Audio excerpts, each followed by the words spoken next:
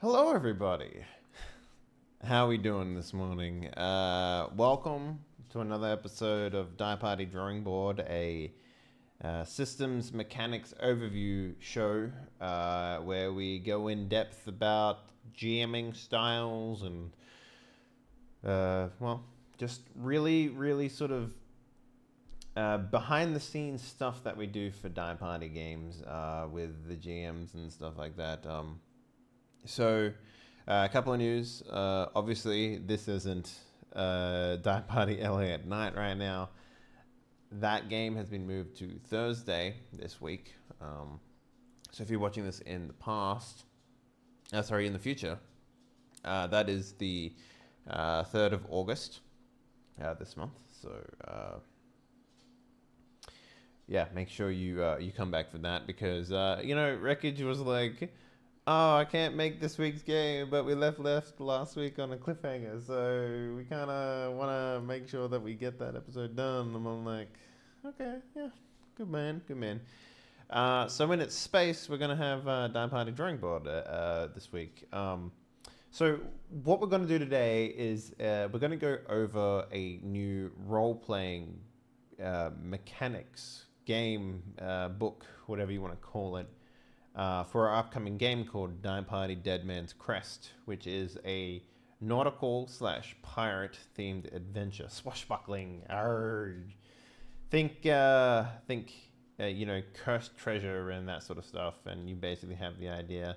I'm glad everyone's excited for this. It's going to be fill my joyless Tuesdays. Oh. Okay, I guess I will. But yeah, the idea today is we're gonna do some stuff. We're gonna go over this new game. It's called 7th Sea Second Edition, and it's pretty different from most role-playing games that we've experienced here. It's got its own mechanics. It's got its own systems. It's got its own character creation stuff.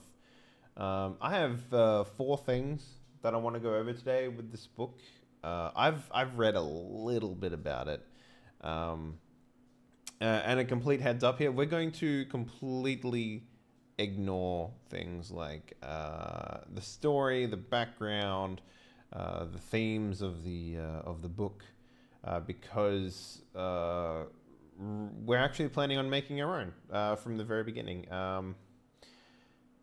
And I look like Euron Greyjoy? Really? I don't know if I should take that as a compliment or not. Anyway, yeah, we're gonna completely ignore all that because we're actually going to make our own stuff. Actually, on August 9th this month, which is a Wednesday, this game, Dead Man's Crest, will be a Wednesday slot game at 5 p.m. PST. We actually have a full crew for that. It's gonna be pretty fucking awesome. We have who do we have? We have Eugene, we have Prylaw, and we have James C. UK, as well as Wreckage and myself for that game. So that's gonna be a pretty cool game. Yeah, we're gonna on the 9th of August. We're actually gonna be going through and I guess making our own nations of this world. So at least no one's calling you Reek. So that's sort of what the overview is for today, at least anyway. The 4 things that we're going to do is we're going to understand the mechanics of creating a character. We're going to understand the magic system because this is a pirate game with magic. We're going to understand the combat roles because it's kind of like poker. It's a strange one, but it's cool as well. And but then we're going to understand the sailing and how to travel in the game, because boats and stuff like that. So let's go ahead and get into it. So as mentioned, we're going to completely ignore the aesthetic stuff of the game, but we are going to look at the pictures because I love looking at the pictures. Yo, that book got pictures in it? Yeah, it do. All right, good. So this is 7th Sea Second Edition. So there's a little bit of history here. It's made by John Wick, the same guy that kills everyone. Probably not really. So the first edition of this game is super old. It's like a very popular game, like an incredibly popular game that came out. God, when did Seven Seas originally come out? I know it came out a long time ago. Alright, let's take a look. When did this come out? It's like a super, super, super old book. And then, well, it doesn't matter realistically when it came out. Oh, 2006. Right, yeah, that's like 10 years ago. More than 10 years ago. And this book was kickstarted, like, I want to say a year ago, and then it came out, so it's fairly recent. You had me at Pirates and Eugene. Yeah, I know, I kind of... I love Eugene. He's a cool motherfucker, and I just want to play more games with that dude every opportunity that I get. And him being a pirate, oh god, it's gonna be great. I bet on two episodes before Weaponized Bees. Oh my god, I don't know about that. Is that something that he's done on his stream? Because if so, that's pretty funny. All right, so this world is based in Thea. It's got like a billion fucking... It's got like a... Look at this dude on this horse. Look at this Fabio looking motherfucker. But yeah, this place has like a huge map. It's like based on 7 continents or something like that. We're going to ignore all that shit.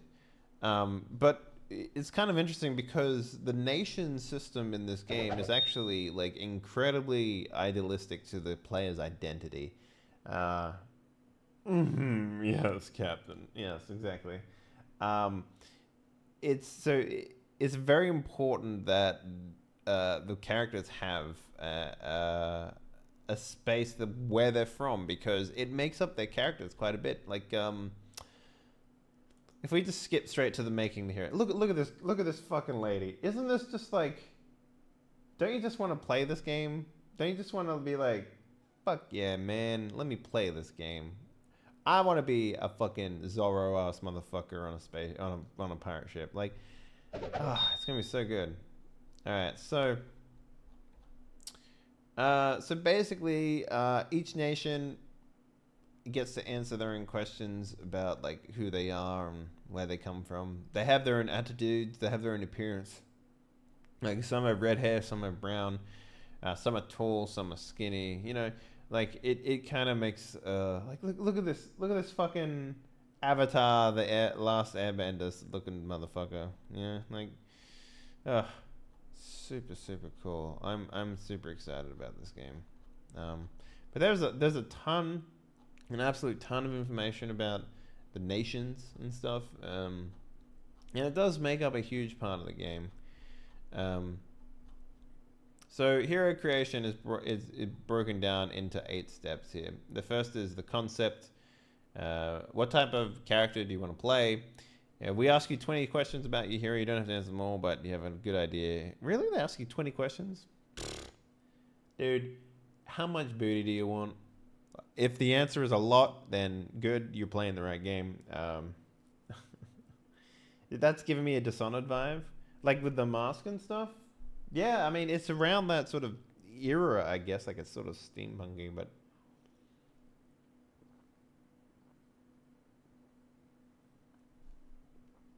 Step 1, traits.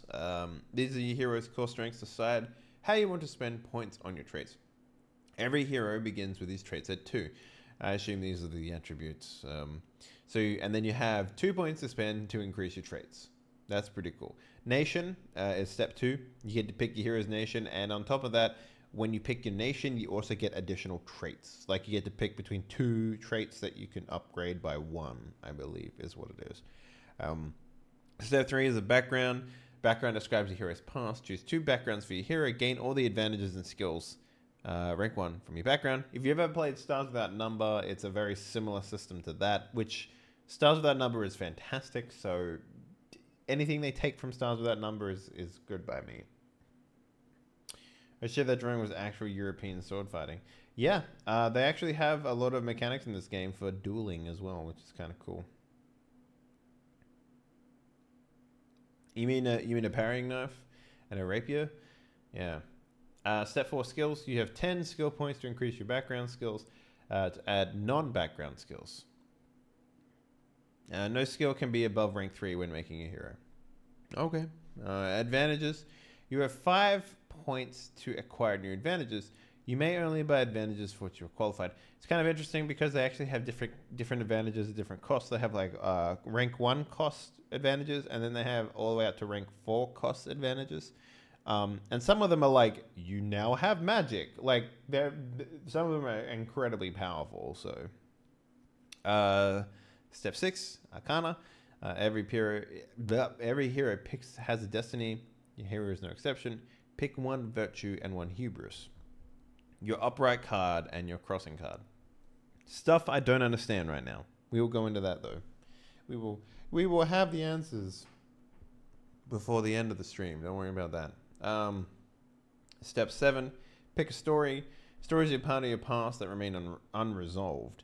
Do you have an old enemy that continues to haunt you? Perhaps a rivalry that's never been put to rest. I'm wondering how this works because they have stuff like hero points, which allow you to like. So the way that it works is when you create a character, you create a background, and by doing things, you gain a thing called hero points, and you spend those hero points on activating your advantages. So it's got something. It's got this weird mechanic in there. We'll go over it though.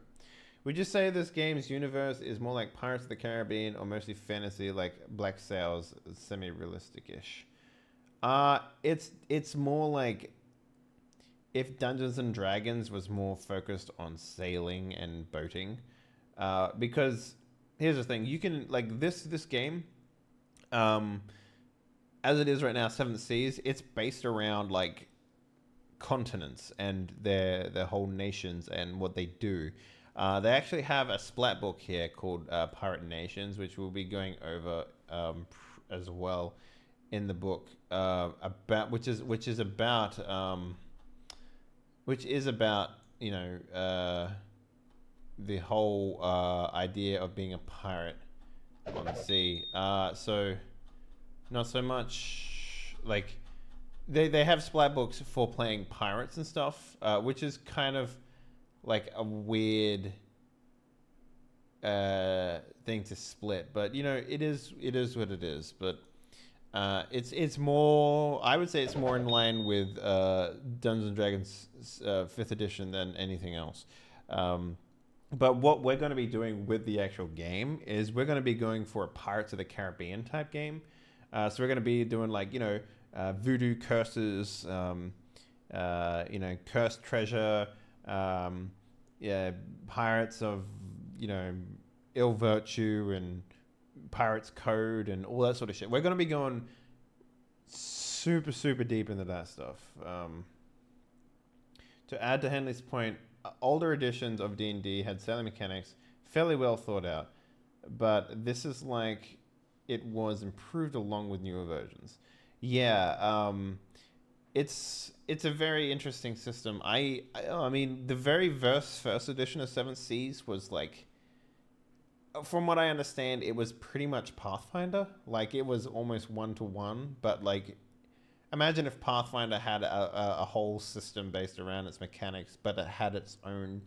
Because the thing about Pathfinder is, it's very sort of like, all right, these are the characters you have, these are the rules that you have, and these are the mechanics that are based around your character. You buy a splat book if you want to play like an alchemist or whatever. But the entire Seven Seas was like, okay, you motherfuckers are on the ocean, and here's all the mechanics that this game has around the ocean, and that's it. But this one is its own system, but its lore is more like Dungeons and Dragons than anything else. So, yeah. You're excited for the game? All right, I'm fucking excited for the game too. So, finishing touches, once you've gone through all the steps, you're ready to play. All right, let's go through. So, concepts. This is the 20 questions. Ugh, what nation is your hero from? Blah. How do you describe your hero? How does your hero does your hero have recurring mannerisms? Like, does he fart when he enters a room?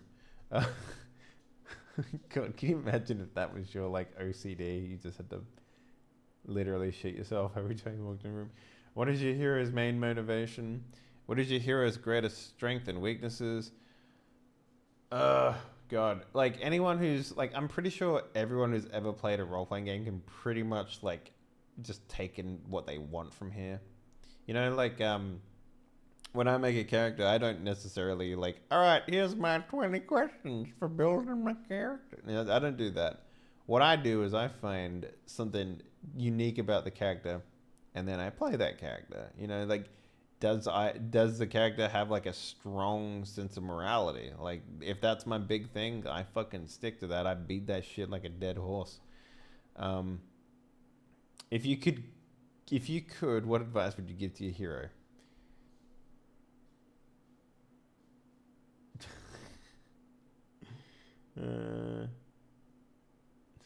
Your character has some high ass charisma. Did you fart? No. No. All right. Step 1, traits. So we have 5 traits. These are defined what the hero's core strengths are. The traits are brawn, strength, physical power; finesse, hero's coordination and agility; resolve, hero's willpower and endurance. You know, I've never really like, I really wish I'd go into a little more detail about, like, okay, strength, finesse, sure, that makes sense. Whatever, you can get around them. But whenever a role-playing game is like, yeah, whenever your character gets willpower and endurance, it's like, okay, great, understand. What the fuck does willpower mean in this game? Like, does it mean like I stop dudes from getting inside my mind? How often are dudes gonna try and get inside my mind? Right? These are the questions that I, as a mechanics-driven player, would like to have answered, but they never really go into too much detail, and at least at the onset, they don't. Like, I'd like, just give me another sentence. It's just like, it defends against like mind attacks, and expect them frequently. Like, if that was in there, I'd be like, oh, okay, yeah. Is there a class I can be ignorant to everything and still be useful? Can he make a black hole with 18 degrees of success? And that's how Harmony was born. Harmony was kind of like lightning in a bottle a little bit. I don't think I'll ever capture the same amount of ignorance and devastating power that game had. Keep in mind, a lot of the devastating power came from the fact that the GM was just like, fuck it, man, that sounds cool, go ahead. Normally, you wouldn't have that sort of stuff. Wits, measure how quickly a hero thinks on his feet. Okay. Is that like, I guess that is initiative bonus? How else would you be able to like mechanically be thinks on his feet? Like, punch is the hero's charm and personal magnetism. Every hero begins with her traits at 2.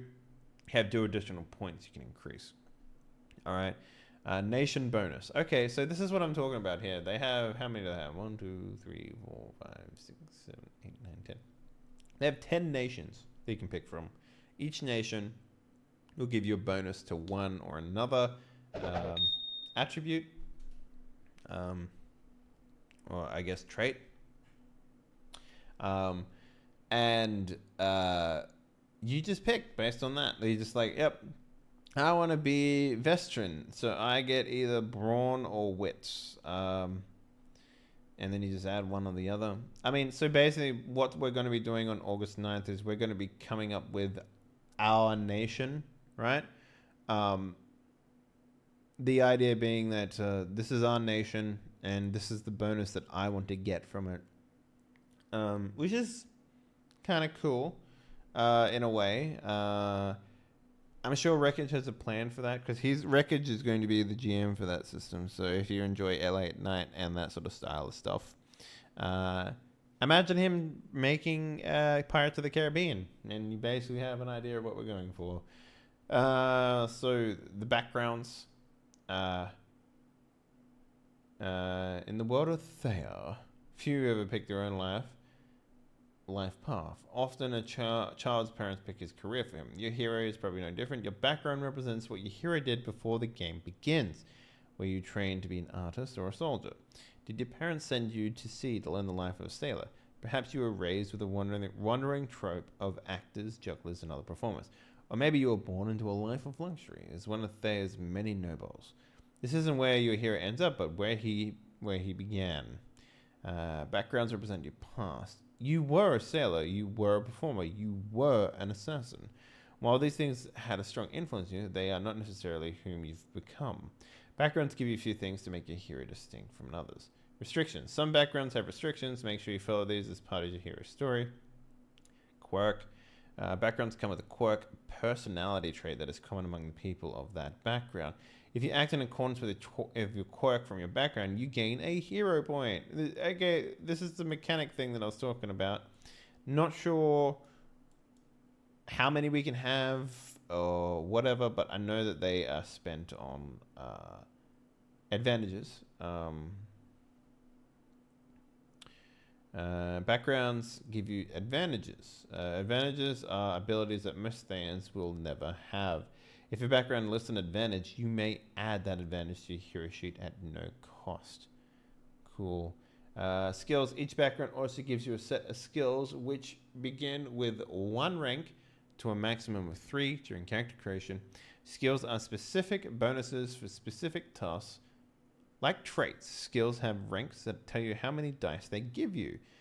A skills rank can only go as high as 5. So you can get it to 3 during character creation with a maximum of 5. Alright, that's kind of cool. Yeah.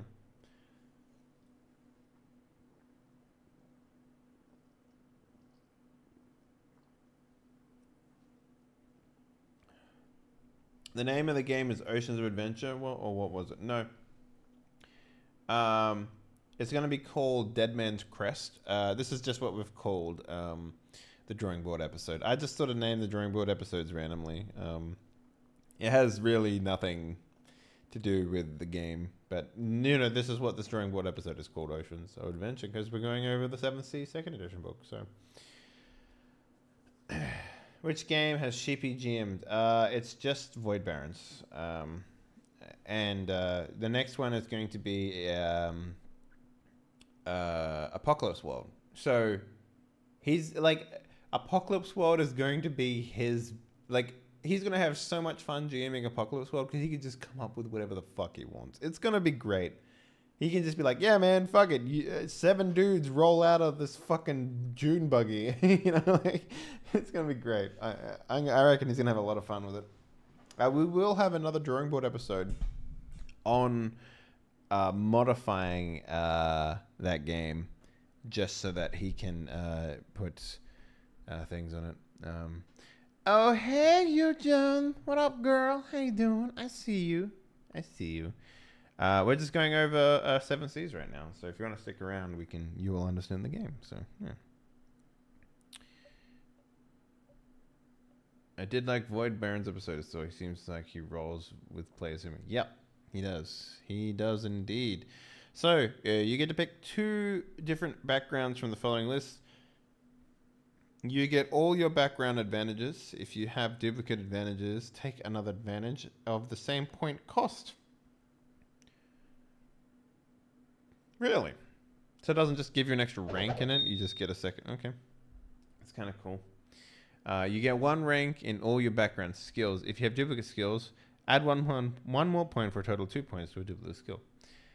Fucking neato. Alright, that's kind of cool. So you get to pick 2 backgrounds per player, and you get all the skills, and if the advantages double up, you pick a free one. Yeah. Figuring out how to super game, I'm going to blow up other ships and tear a hole in the sea. Nothing like that. We're mostly going over the system because there's a couple things in here like hero points and advantages and stuff like that that we need to sort of go over. So this is kind of what I was saying. Let's take a look at Assassin because everyone likes killing people. You stalk the shadows as a specter of silent death in return for bloody coin, but no more. Your quirk is, and this is how you get hero points. Earn a hero point when you go out of your way to avoid the death of an adversary or outright refuse a course of action because it could result in another person's death. What? That's interesting. That's not very assassin-like. Is a hero point when you go against your background? Is it like when you don't rely on us being assassin? Earn a hero point when you go out of your way to avoid the death of an adversary or outright refuse a course of action because it could result in another person's death.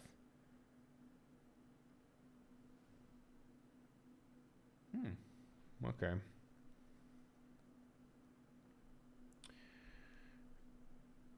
You only kill for money. Huh. Interesting. So what is this? I mean, cavalry, you are a mounted warrior, part of your nation's esteemed cavalry.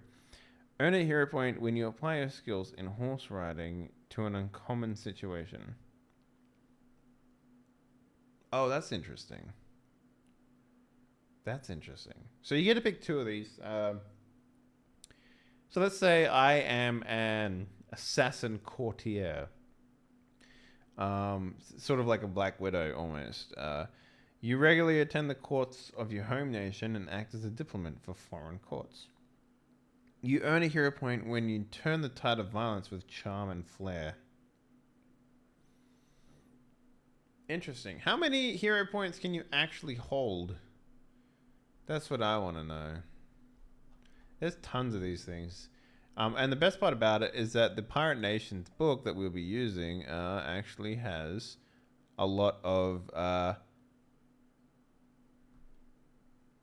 pirate-related backgrounds. So, like, this is kind of cool. And here's the other thing too: the backgrounds are sort of tied to nations in the book. So if you play as, say, a particular person from a particular nation, which we're not doing, but for everyone else who's going to be playing the game normally, they are tied to specifically being a part of that nation.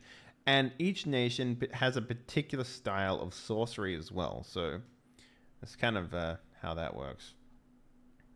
So, you know, you get a bunch of different perks here, really, that are related to being a on the sea, which is kind of cool. You know, the only thing you need to bring down fearsome monsters is your wits and a harpoon. Earn a hero point when you defeat a sea monster. That is some fucking tasty ass shit right there. Horizon Chaser. It is a wonder to behold, but your dream of places is far more amazing. The entire world, there is an entire world to see it. Earn a hero point when you set foot in a place you've never visited. Like, there's some cool stuff in here. But anyway, we'll deal with that at a later point. Let's close that down there and make this one bigger. Alright, let's take a look at, okay, we've done that, background. Okay, skills. So step 4, skills are an integral part of a hero. Skills determine her training, talents, education, and similar abilities. Anytime you make a risk, the GM will tell you which skill and trait to use, and you roll that many dice. Some advantages give you a bonus dice when you use certain skills under certain circumstances, or modify your dice in some way. You gain 10 points to add to existing skills from your backgrounds, or add new skills to your sheet. Each point buys you one more rank of a skill, whether you already have ranks in it from your background or not. You cannot raise a skill above 3 when making a hero. Achieving certain ranks in skills grants your hero additional bonuses beyond dice. At 3 ranks, you have the ability to re-roll any single dice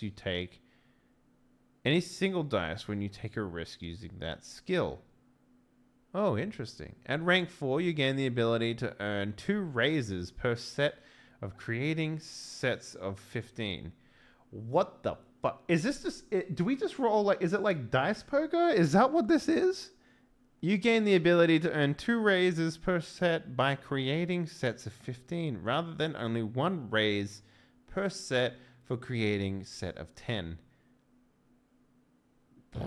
What the fuck? At rank 5, all dice that roll a 10 explode, allowing you to roll additional dice and add it to your total. Wow. That's kind of fucking cool. Awesome illustration. Yeah, the game's filled with great art. It kind of reminds me a lot of, like, if you've ever opened up the Star Wars Edge of the Empire book, that has some fucking great art on it too, you know.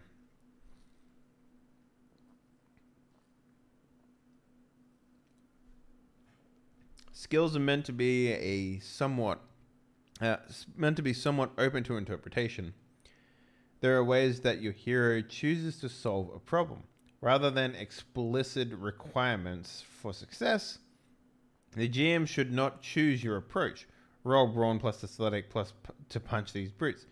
He should be presenting you with a problem and asking you how to solve it. Based on what you choose to do, the GM would rather tell you which skill is applicable. The GM would then tell you which skill is applicable. Okay. Below is the list of skills from the 7th C, along with some brief examples on where to use them. They are not restrictive. They are intended to be starting points. When in doubt, consult your GM to see if a skill could be interpreted or applied in a particular way. Wreckage, Prior Eugene, and James C. UK. Those are the players. This is a roller coaster ride of awesome and confusion. So Wreckage is on board for the series. Who else is playing? Yeah, it's myself, Eugene, Prior, and James C. UK, who's another Dungeons and Dragons streamer. If you don't know who he is, Prior is more of a variety caster. Much like how Eugene does his stuff as well. I'm gonna eat an M&M because I'm a fat bitch. No.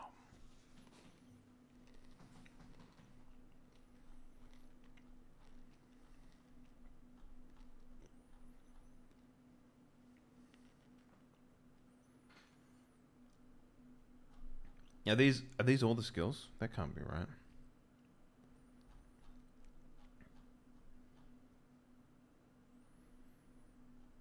Are these just like a... Wait, no. Tempt?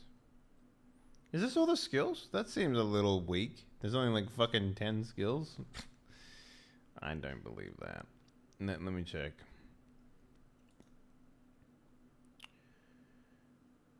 Get up and get out there.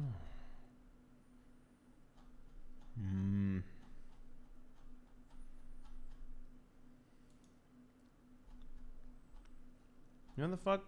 That's super weird.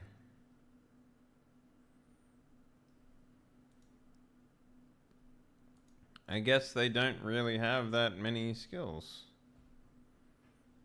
So, is this really all the skills they have? See, I was thinking it was a little more like where you could build your own skills if you wanted to, but I mean, I guess this makes sense. So, aim, perform, athletics, ride, brawl, sailing, convince, scholarship, empathy, hide, tempt, theft, intimidate, warfare, notice, and weaponry. I guess notice is perception. That's certainly what it looks like.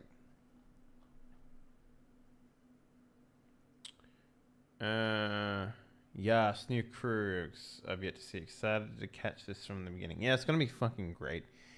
I almost forgot Harmony's an NPC in the campaign and swindled the party out of the gold and gave one alcohol poisoning. They thought it was amazing.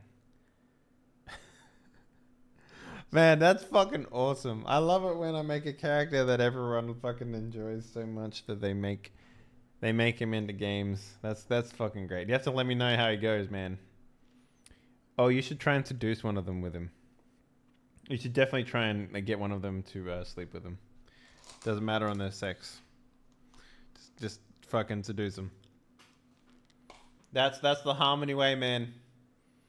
Hit it and quit it.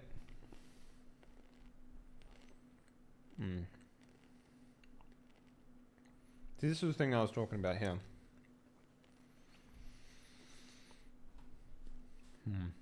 All right.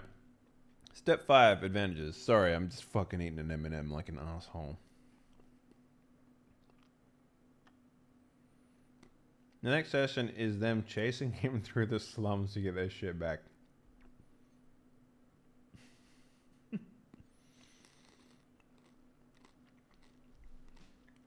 Good old harmony. Alright, so although you may already have some advantages from your backgrounds, you may now buy new advantages. These are distinctions that set you apart from everyone else. So you have 5 points to buy new advantages. Advantages cost between 1 and 5 points and may cost different amounts depending on your hero's nation of origin. Interesting. Some advantages have restrictions. All advantages may only be purchased once unless they explicitly state otherwise. And advantages with the knack tag, the K, requires a hero point to activate, but no raises. Okay, I wish they would explain that part of the game. I guess that'll happen in the next chapter. Meaning it doesn't take an action, even though it probably activated on your turn. Okay. An advantage with the innate tag can only be selected at hero creation. So you can buy advantages later on. Good to know. All right. 1 point advantages. Alcohol never seems to adversely affect you no matter how much you drink. Oh, sweet. I fucking love that shit, man. I love it when there's just like, yeah, man, fuck it. I can drink as much as you want. Let's go. You know what? That is some good shit. Okay. So that's point 1. You know, just like little kind of tiny things for your character. Second point, advantages. Spend a hero point to convince someone to cut you a deal, give you a reasonable discount, or assure someone that you know that you're good for it. Cool. Handy. Spend a hero point to repair a broken item, rig a damaged gun, patch a leaky ship, or perform similar miracles, causing the object to function normally for the rest of the scene. At the end of the scene, or if the object suffers any additional damage, the object becomes unusable until you have time to perform a serious repairs with proper tools. Now I got M&M stuck in my throat. Connection. You have connections who can give you information and help you out when you need it. Choose a type of contract. Feelbug, Underworld. 5 Sales City Watch. Or Vodos High Society Courtiers, for example. You can always make contact with someone of that type. He will give you basic information or help you in some minor way, so long as it doesn't cost them anything or put them in danger. If you want more hard to find information or a dangerous favor, you must spend hero point or agree to a cost that your connection stipulates, such as paying them money or agreeing to do them a favor in return. Okay, some of these advantages are pretty fucking powerful. As long as you have a clear line of sight, you can see perfectly out to a distance of 1 mile. If you use a spyglass, you can even pick out fine details such as the inscription carved on a wedding band. Wow, that is like, you could read someone's diary from a mile away. What the fuck? If you make a risk that relies heavily on your keen vision, you gain 1 bonus die. Oh shit, that's actually pretty cool. See, I love getting perception-based skills in games. I always find that perception-based skills are fucking like, give me that shit, you know? I always find that to be fucking amazing. Cool. Second point, 2-point advantages. Sorcery. You may have noticed that sorcery is listed twice in several backgrounds, such as Knight Errant or Hexy. This isn't a typo. Unlike most advantages, you may select sorcery more than once, gaining additional or stronger abilities as a result of your continued study in the magical arts.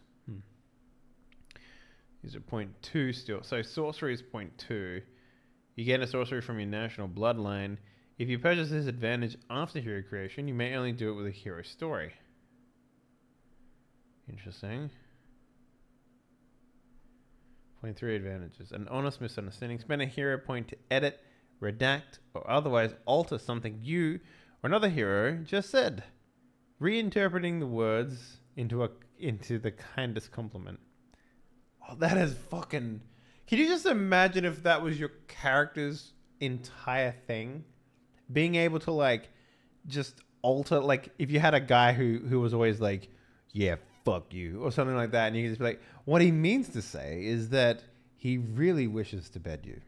Like, can you imagine that? That'd be so good. Gain random lore after banging him. What did you miss? Not much. We're just still going over the system, so we still haven't found out what how the dice system works. So we'll work that out in a second. When you gain why is these fighting ones 3-point adventures? Because I guess they give you an extra dice.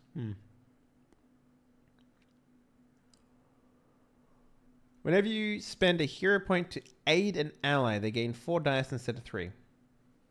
Okay. There are some mechanics I have yet to go over, so we'll hopefully find them.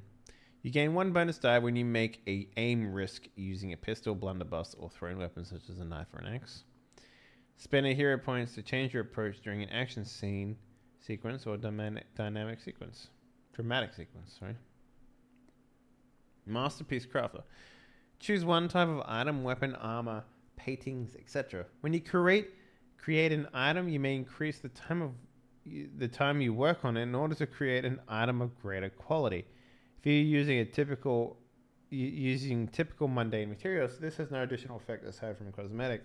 The item is noticeably higher quality than similar items. It may even bear your mark, earn your notoriety for your fine work, or draw a higher price for it if it's for sale. If you use exotic materials such as creating a sword from the metal of a fallen star, for example, you can create a signature item for yourself or another hero. The time required to create a signature item and whether or not a material is special enough to quantify is always at a GM's discretion. Signature item. What the fuck that means? When a hero spends a raise to create an opportunity, you can spend a hero point to immediately activate the opportunity for yourself. Okay, I'm a little confused what this whole raising thing is, but maybe raises are like, once per session thing that you can use to like get things up.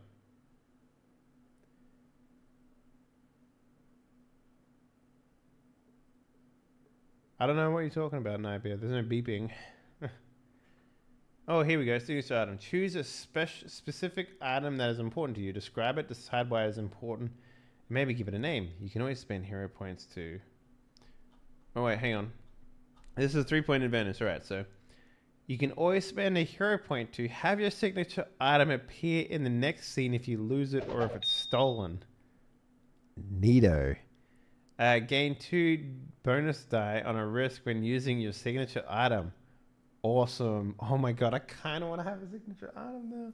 Attack your foe to deal wounds equal to the raises you spend. Attack a foe to deal wounds equal to the raises you spend plus your highest trait when using the signature item. Attack a foe to deal wounds equal to the raises you spend plus your highest trait.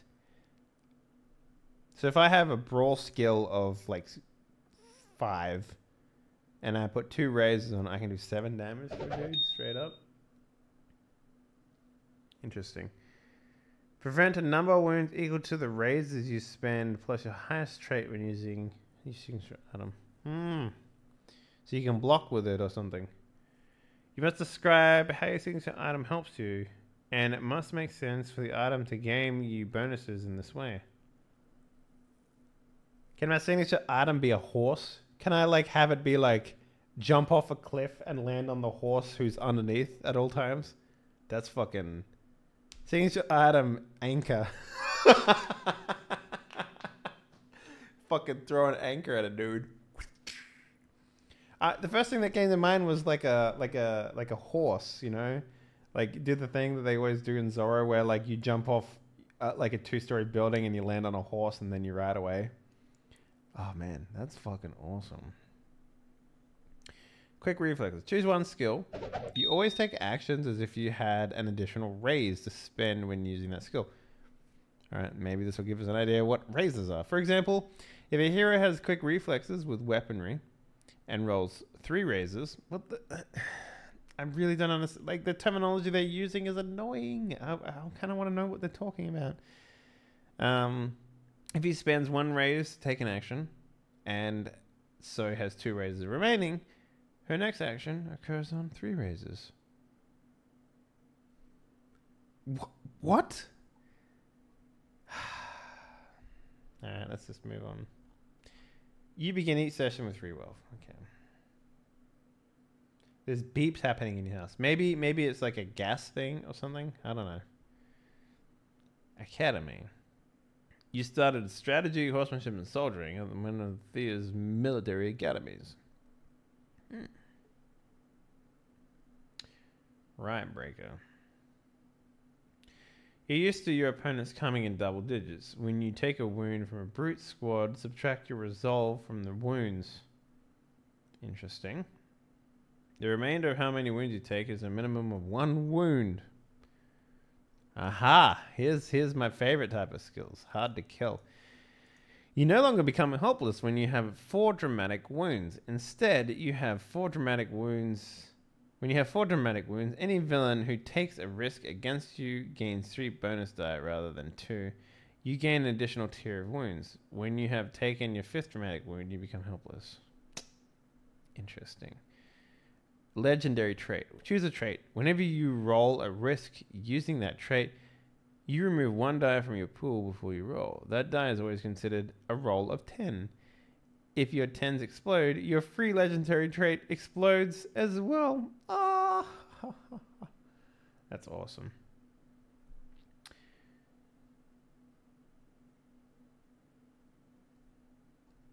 Oh yeah, no, that's the gem sound effect from Diablo 2. It's like, it has meaning to me. We used to play Diablo 2 with some friends, and every time that sound effect would go off, which is the sound of a gem dropping in the game, everyone would go fucking crazy for it, because we never shared gems with people, and we always had like inventories filled with like cracked red rubies and stuff like that.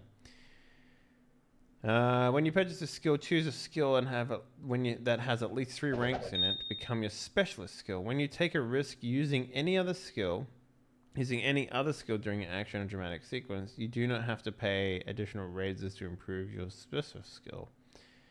A hero can only have a single specialist skill. Purchasing this advantage again lets you choose a new specialist skill, but you lose your old one. Trusted companion. Interesting. 5-point academy. Advantages, sorry. Duelist Academy. You may choose a dueling style. If you purchase this advantage again, you gain an additional dueling style. Ooh, that's kind of cool. I won't die here. Spend a hero point to ignore all negative effects from dramatic wounds for the round. The villain does not gain bonus die if you have 2 dramatic wounds, and you do not become helpless at 4 dramatic wounds. That's kind of cool. Mark of a genius. They have 2 dudes kissing here. That's kind of interesting.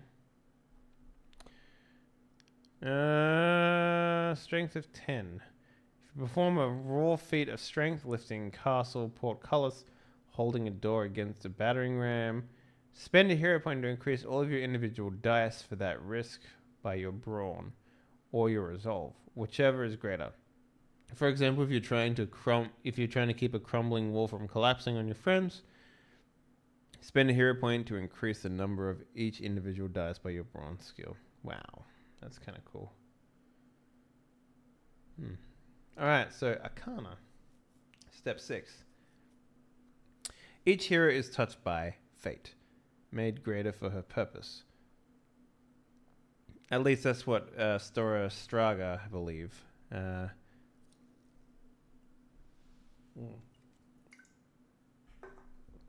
Sorry, let me finish off that Red Bull real quick. When the Fate Witch reads your Arcana, she reads two things: your virtue and your hubris. Your virtue is the key element of your character that makes you a hero. Your hubris, on the other hand, is your greatest emotional challenge. The Sword A deck is a deck of cards cards the Sword Straga used to teach girls who are discovering their gifts. And in the deck are 20 Arcana, special cards representing a heroic journey. Your hero's Arcana represents her place in that journey. For your hero, you choose a Verte and a Hubris from the list below. They do not need to be from the same card. If you're interested in creating a character with a random draw, pick up the Sorte deck from our website. Oh, interesting. You may only activate your virtue once per session. Activating your virtue has no cost, but it may require specific circumstances. Meeting a character, another hero, taking wounds, etc. Okay. You may only activate your hero's hubris once per session. Activating hubris gives you a hero point. Oh, interesting. So there's another way of getting a hero point. A hero's hubris. The GM can offer a hero point to activate the hero's hubris, but the player may refuse. If he accepts, he gains a hero point and must act in accordance to his hubris. That's interesting.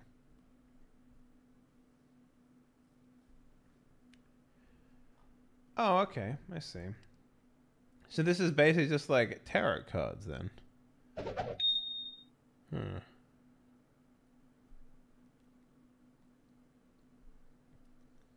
Sounds like a smoke detector caroling for new batteries. I fucking hate that sound, yeah. Now that you mention it, I don't actually have any smoke detectors in my house. Whoops. Alright, so the Fool. Activate your virtue to escape danger from the current scene. You cannot rescue anyone but yourself. Oh shit, these are fucking interesting. You receive a hero point when you investigate something unusual, especially if it looks dangerous. Okay, these are kind of cool.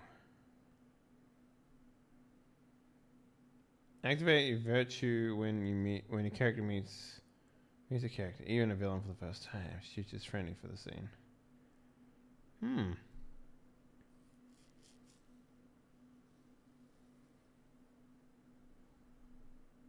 Oh, I see. So the virtue is activate your virtue to escape from a current scene, and the hubris and the curious. And okay. You may only activate your hero's hubris once per session. Activate hubris gives you a hero point. Okay, so the GM can say like, hey, you're curious about this. I'll give you a hero point if you investigate this. Okay, that makes more sense. Alright, so it's not like there's two to choose from the Fool. You get both of these. You get the virtue and you get the hubris. Okay, that's kind of cool. I'd kind of be interested in having this just be randomly drawn for all the characters. That's kind of cool. Activate your virtue activate your virtue and target a villain until the end of the scene. You cannot spend hero points, and the villain cannot spend danger points. I don't know what a fucking danger point is. Hubris, ambitious. You receive a hero point when you chase after power, and the deal you're after is dangerous or causes trouble. Okay, so yeah, there's a lot of these. Okay, so step 7, stories. That's kind of cool though. I mean, I like how every single character has just like a ton of shit. It's just like, well, actually, GM, I have this hubris that gives me a hero point every time I touch another man's penis. or something. I don't know. You get the idea. The fool card ultimately saves you if you save yourself virtue. Yeah. I guess danger points are like special moves or something. Like maybe it's like I assume what it is that when you create a villain for this game, you have like something you can spend to activate stuff, much like this. Yeah, this game actually looks pretty fucking cool. I'm not gonna lie. I'm excited to play this. So step 7 stories. While heroes work together to tell a larger story, every hero has their own story to tell. Your hero is no different. The promise you made to your father on his deathbed, the man whose wrongful testimony sent you to prison for all those years, the woman whose love you've sworn to recapture. Stories are more than things you tell everyone you'll accomplish one day. Stories are also the road you'll walk to get there. When you decide to start a new story, think about what kind of themes you want to explore with your character. Do you want her to be a brave warrior fighting for the people she loves? Or would you rather see her solve difficult problems without resorting to easy solutions like violence? You can change stories later, but try and pick something you'll find fun and interesting. Talk to your GM as well. They might have ideas for a story that would be a perfect fit. Okay. Each hero can only have one hero story at a time. Beginning with a story you create when making your hero. Upon resolution or abandonment of the story, heroes are free to move to the next tale. Players may feel free to keep notes about future stories they may want to tackle, but the heroes should remain focused on the story at hand. To start writing a story, the player should create a short name that acts as a conceptual reminder for what your hero wishes to accomplish. This is the mantra the hero repeats to keep her mind on track. Absolution. My negligence led to the destruction of my home. I'll never let that happen again. Revenge. I'm going to make them all pay for what they did to me. Cleanse. Monsters have plagued my life. I cannot rest until they are destroyed. So this kind of reminds me a little bit of Mouse Guard in that regard. So that's not a bad thing. Mouse Guard is fucking great. Once you've written the concept down, you can move on to writing the ending or goal. Okay. In addition to stories played, create the game master has rules for creating stories of their own. They reward every hero in the game instead of the individual. Ew. That's kind of cool. See, I love that this game rewards like narrative structure. That is fucking insane. I love that. I've never had like a GM assistance like that before in a game. I always reward people for like completing goals and stuff like that. Like the way I did it in the way I do it in Star Wars is like, okay, yeah, every time you do something that you get a reward or something like that, I'll give you experience points as well. So it's not just like because one of the things I've always found annoying in most games that I've played is like, you know, players will like, all right, I want to seek out this armor because it's going to give me cool things. But like, why would the other players who are ultimately selfish want to help this player find armor? The answer is, well, you give them experience points based on how quickly or whatever that is that they do. Because, you know, you got to give players something to do, right? You got to give them a reward. Anyway, this sounds like it does that inherently within the book. So I'm kind of excited for that. Reaching a goal. There are two aspects of the goal to the goal of a story. The first is the ending, a specific action your hero must take to finish the story. You should know without a doubt when your story is being completed. Endings do not contain suspense for the player. And while they should telegraph the player's desired outcome, a hero might not know them. As such, it's best often to write an ending in third person. The plague that wiped out Samuel's people returns, but this time he takes action. Hector lies dead at Leon's feet. Ellis uncovers a connection between Ingrid and Helmuth. Oh, that's cool. Write an actionable sentence about what your hero needs to do.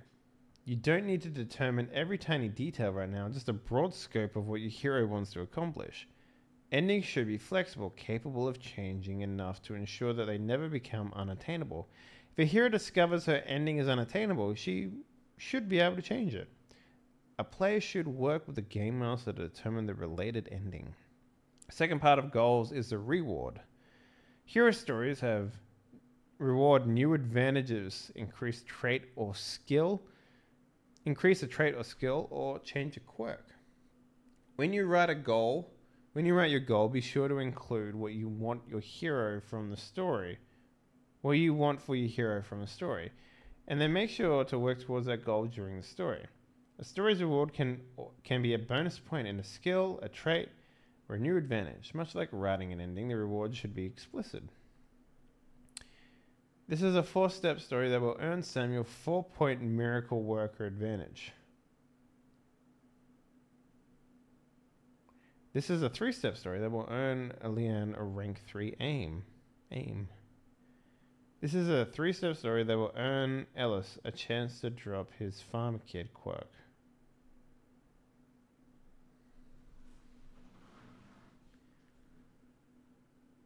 So what? We come up with our own reward? Is that how they handle XP in this game? They handle it by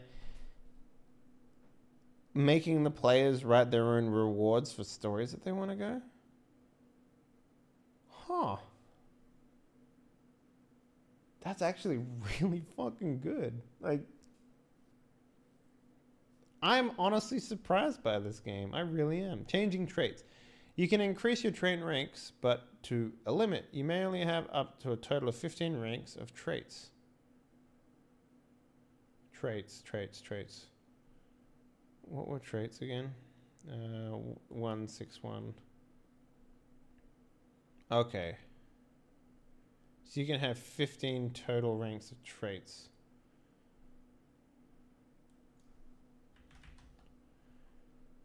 Uh, 15 total ranks of traits. You can move ranks around, but you can never have more than 15 total. Also, no trait may be a rank above rank 5 or below rank 2. So you can move them around? How the fuck do you do that? Knowing the goal helps you know the ending, but sometimes the road to getting there isn't clear. This is where steps come in. This is the action that puts you on the road to your goal. Like the goal, every step should be an achievable item. However, unlike goals, they should be as detailed as you like. During hero creation, whenever you create a new story, you only need to know the immediate step. This is the action that puts you on the road to your goal. Don't worry about outlining the entire progression of your story, as you'll often find that what you need to do next is determined by what you just accomplished. Instead, just focus on what's directly ahead of your hero. When writing a step, write a short sentence that declares what the next thing your hero needs to accomplish in order to progress his story. Treat my first patient in Aki Akalanakiki Kaka. Wow. Question Di Garamo. Substantiate a rumor of Ingrid's whereabouts. Once that step is completed, the player may write her next step at any time. She should do it immediately following the completion of a step, or she can wait a bit. Until she writes her next step, she cannot advance towards her goal. If her next step becomes unattainable for some reason, she can strike it from her list and write a new step replacing the lost one. If during the course of the story, the hero realizes that she must accomplish something before securing her next step, that action cannot become a step. A hero needs to remain focused on a story and avoid temptation to meander. Your story gives you rewards when you reach the ending and accomplish your goals, but the number of steps in a story determines the kind of advancement your hero earns.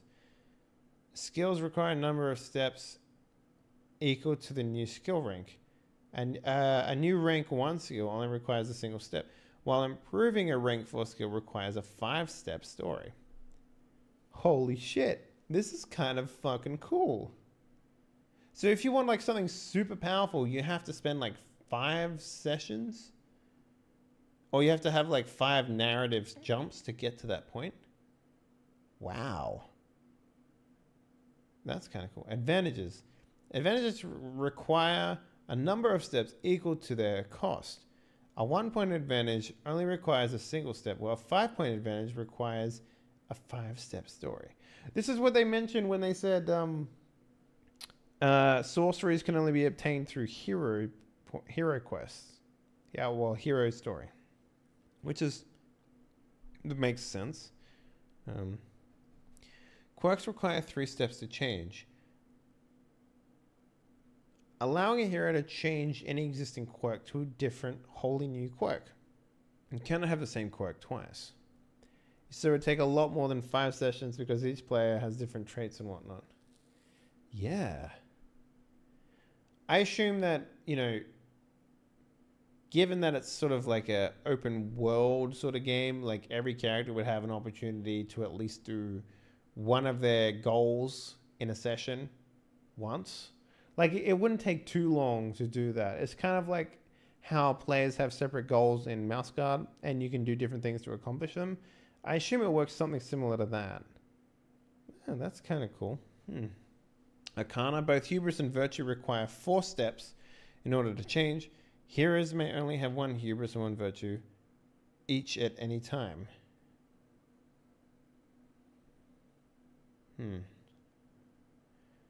Traits require 4 steps to shift a single rank from one trait to another trait. Traits require 4 steps to shift a single rank from one trait to another trait. So one trait raises, the other trait falls. Okay, so that's how you move around the 15 total points that you get. Interesting.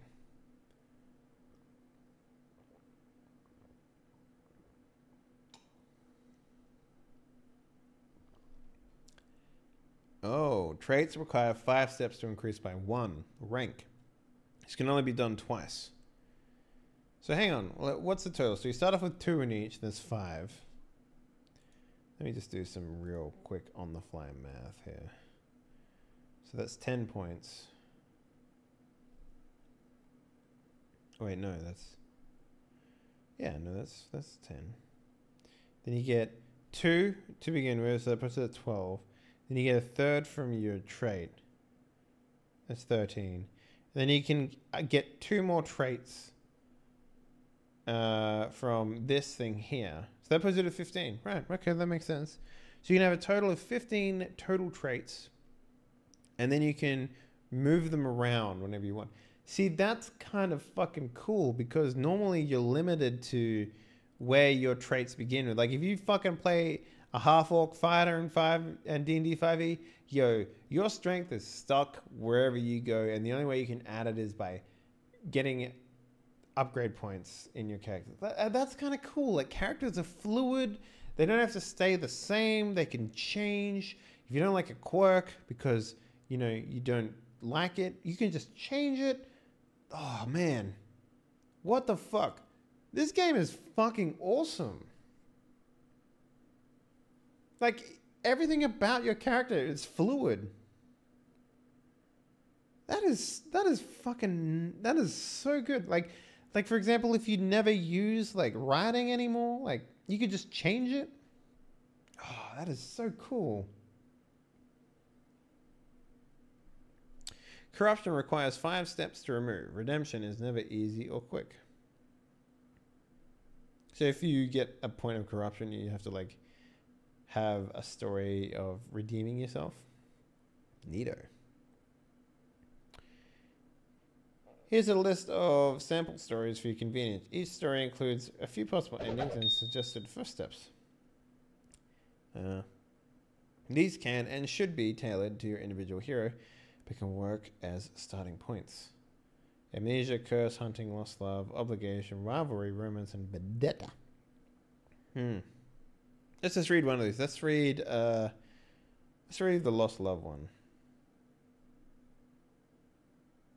Goddamn lag, I can't hear him. And sentences end without jumping 2 seconds forward. That sucks, man. If you want, change the quality of the stream. There's a down the bottom, you should be able to change the quality of the stream if you're having lag problems. Just change it to something lower. She used to be the light of your life, and now she's with your family's nemesis. wearing a ring on her left hand.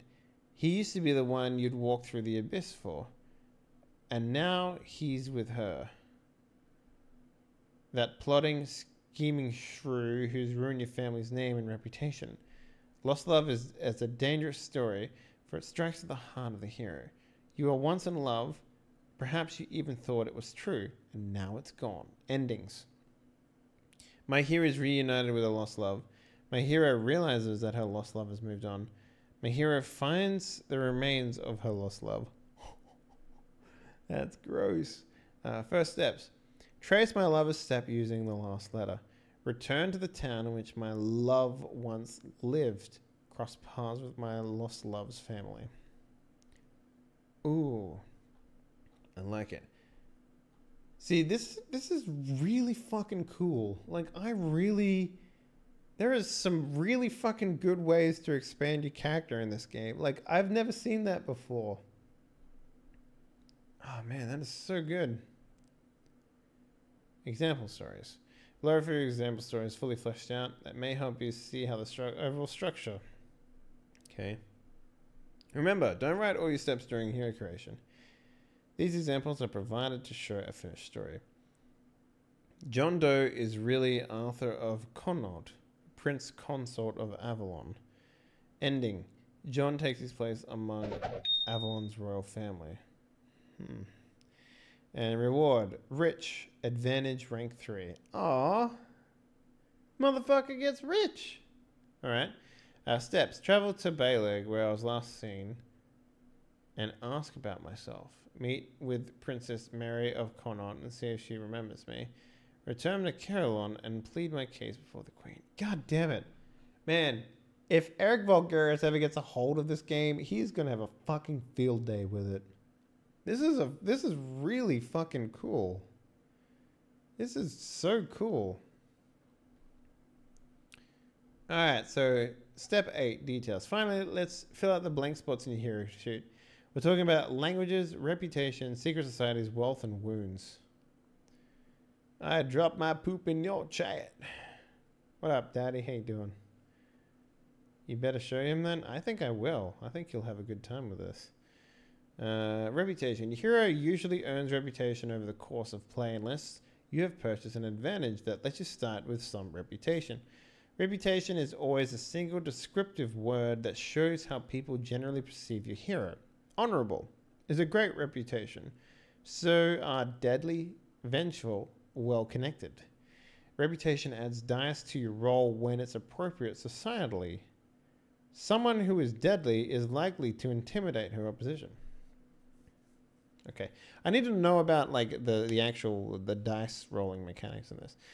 Try to use adjectives and avoid nouns. For example, duelist is a bad reputation because it doesn't say anything about what people think of you. Ruthless is a better because it's something about your hero, but something like scoundrel might work too. If your best friend described you only using a single word, this is a word he would choose. Bootyful. Okay. How do you earn a reputation? Is that like a thing that you just get? Or is it like a thing that you have to work towards? I imagine it's something you have to work towards. Maybe like create a story around it or something. Your character can speak the number of languages equal to his wits. There you go. They don't describe that shit during the fucking creation. Since all heroes start with 2 wits, every hero can speak Old Thean and his native language. If your hero's wits is higher than 2, you may select an additional language you know at this time. For the most part, most business in Thea is done in Old Thean. It's a language nearly every Thean knows. Yo, fuck you, horse. Yo, fuck you, horse. Yo, fuck you, human. Secret Society. You may, if you wish, join a secret society. Joining a society costs nothing. You gain 2 favor with the society, but also may find your brethren making demands of you. Okay, so 265, 258.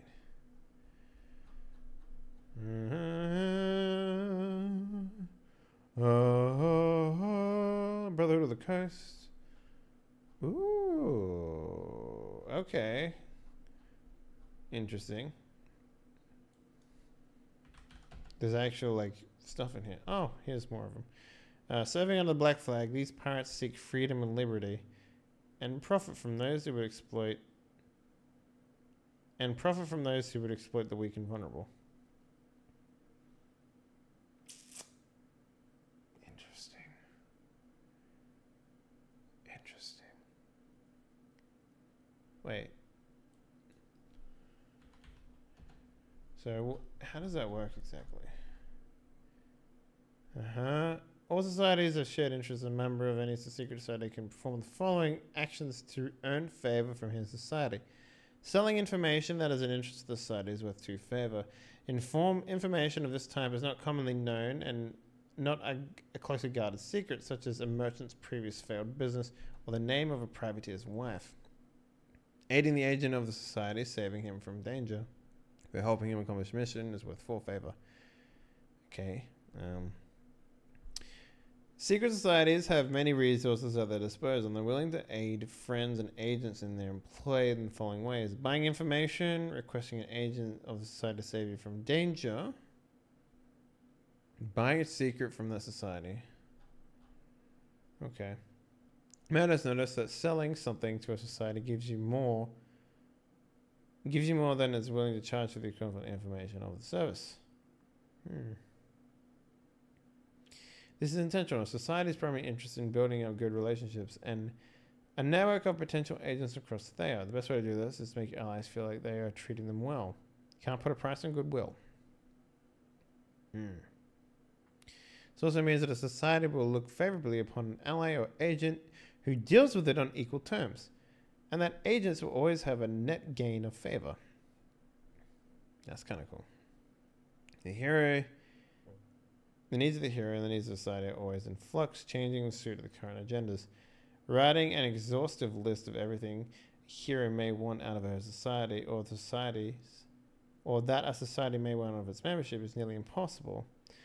This list and those that follow are guidelines intended to inform the GM of his starting point. Basically, just because it is on the list doesn't mean that your society won't do it.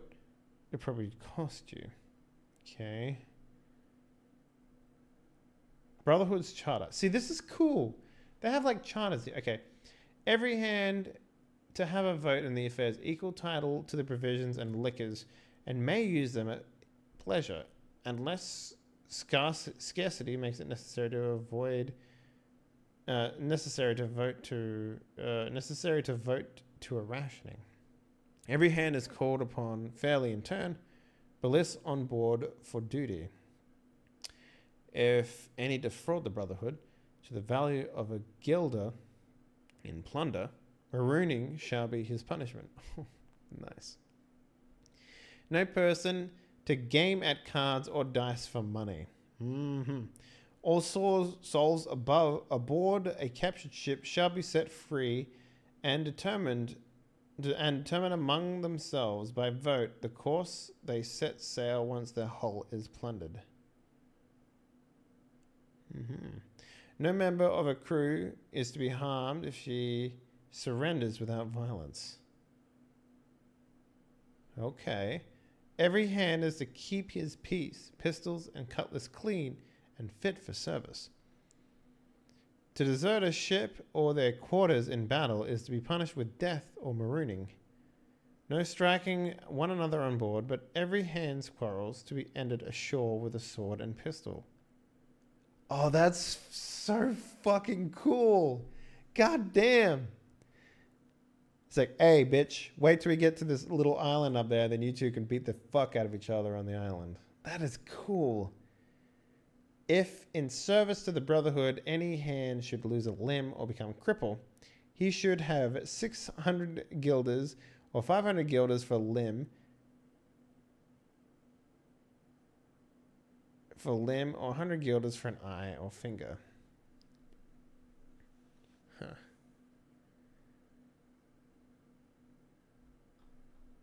That's oh man, that is so good. Ah.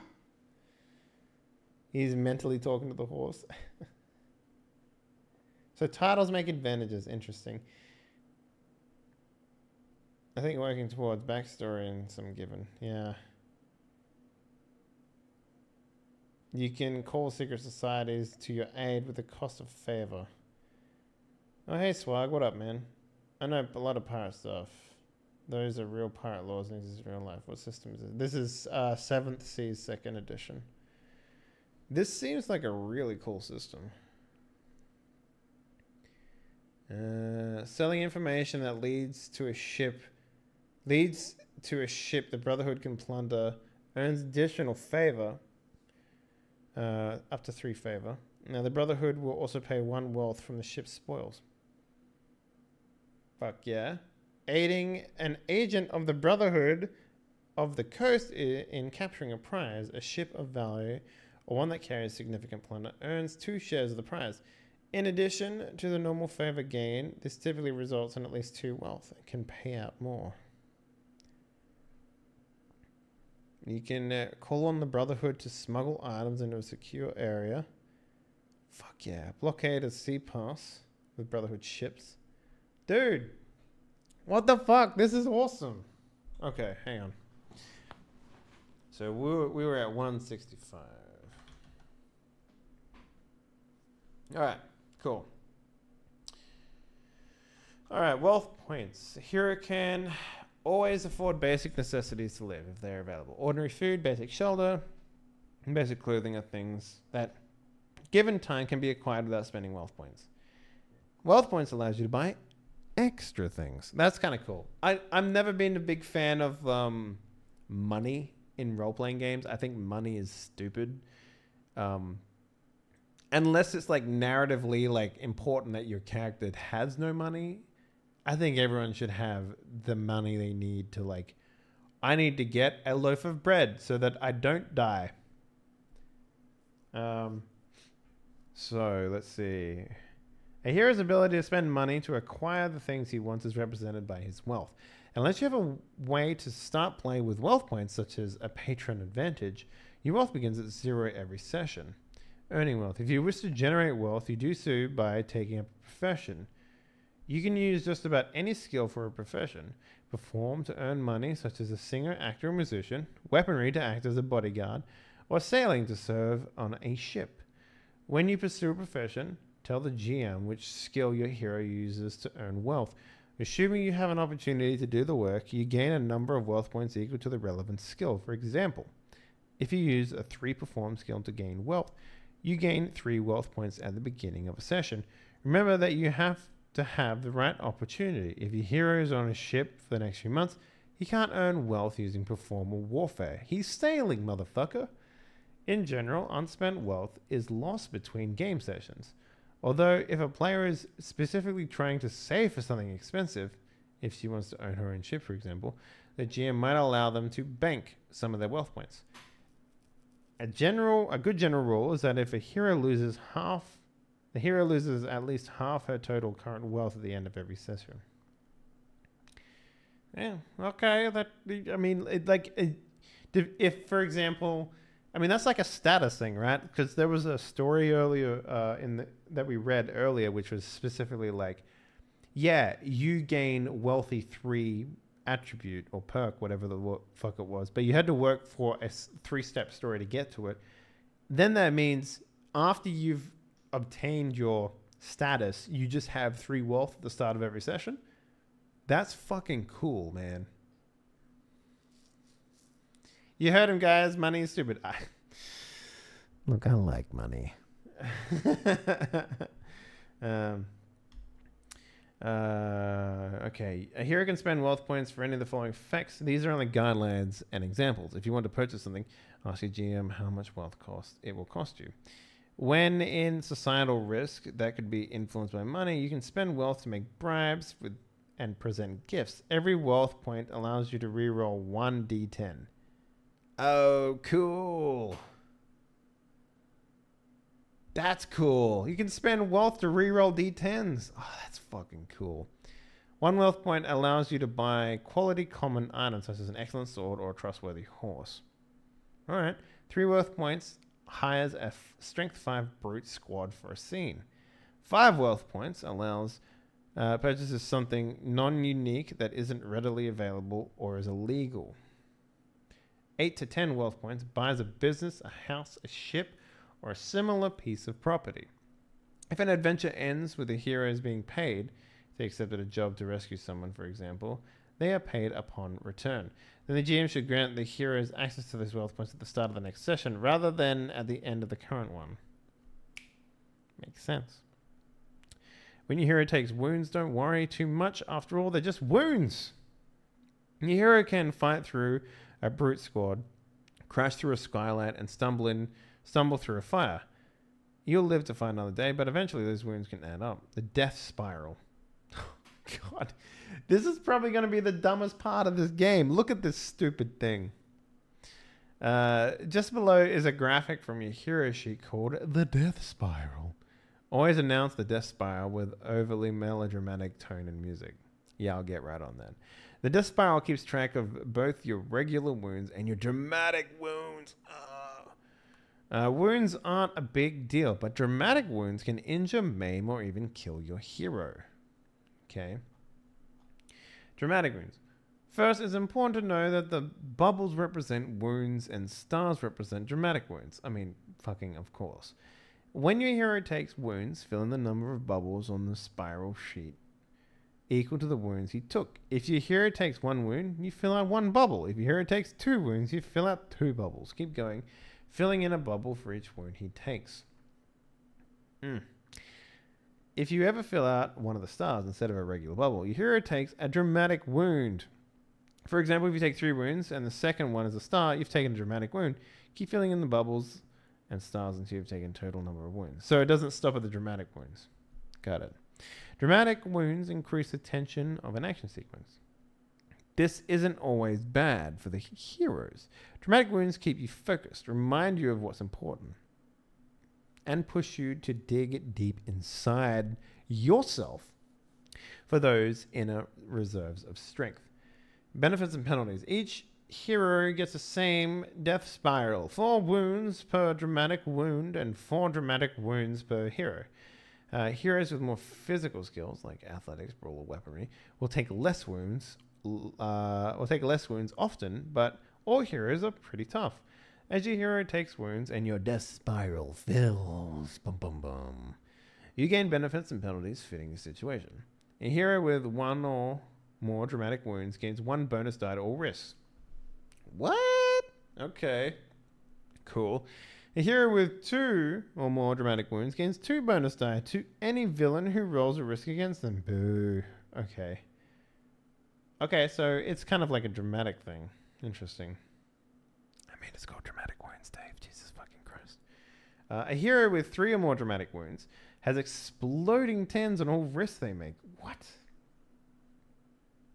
That means if you roll a 10, you immediately add another d10 to your roll. A hero with 4 dramatic wounds is helpless. Boo.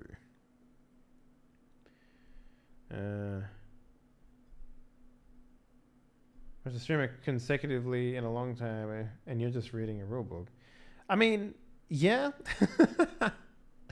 It's a cool system. I'm having a lot of fun with it, and just going through this stuff is kind of cool. All right, so that pretty much knocks out the first thing in the system, which is creating a character. That only took an hour and a half, so we're getting through it.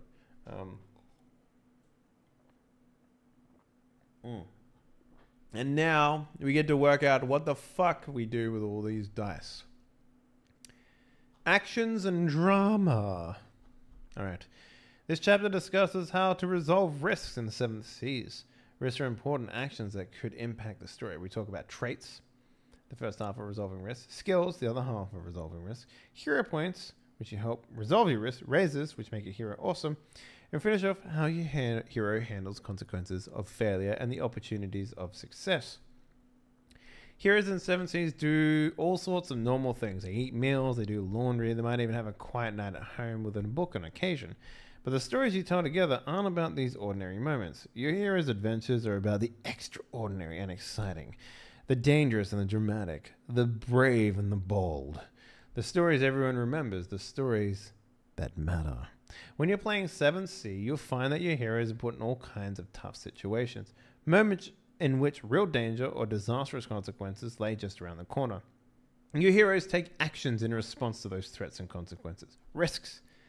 In hopes of saving the day, warding off fate, or just plain staying alive. When your hero takes risks, we're not going to pay too much attention to the sword she's using or the extra color of her cloak she's wearing. Those things can matter. It's hard to win a sword fight if you don't have a sword, but we care more for the decisions your heroes make and the small details of their choices. When confronted by the man who killed your father, will you pick up a sword? Will you take up arms against him even though he's the most powerful advisor to the Sun King of Montague? Or will you politely greet him with words that earn his trust, moving ever one step closer to your moment of revenge? Either is a risk. Traits are the keystones to resolving dangerous and risky actions. Whenever the outcome of a character's actions are uncertain, look to that character's traits. Traits describe how quick, nimble, strong, and resilient and charming your hero is. Each trait has a rank from 2 to 5, indicating your hero's competence. The higher the rank, the stronger the trait. Okay. Let's go over this overview first. The game's element of 7 Seas work like this. First, the GM frames a situation or a scene. Second, the player rolls dice, and to use those dice, he makes raises.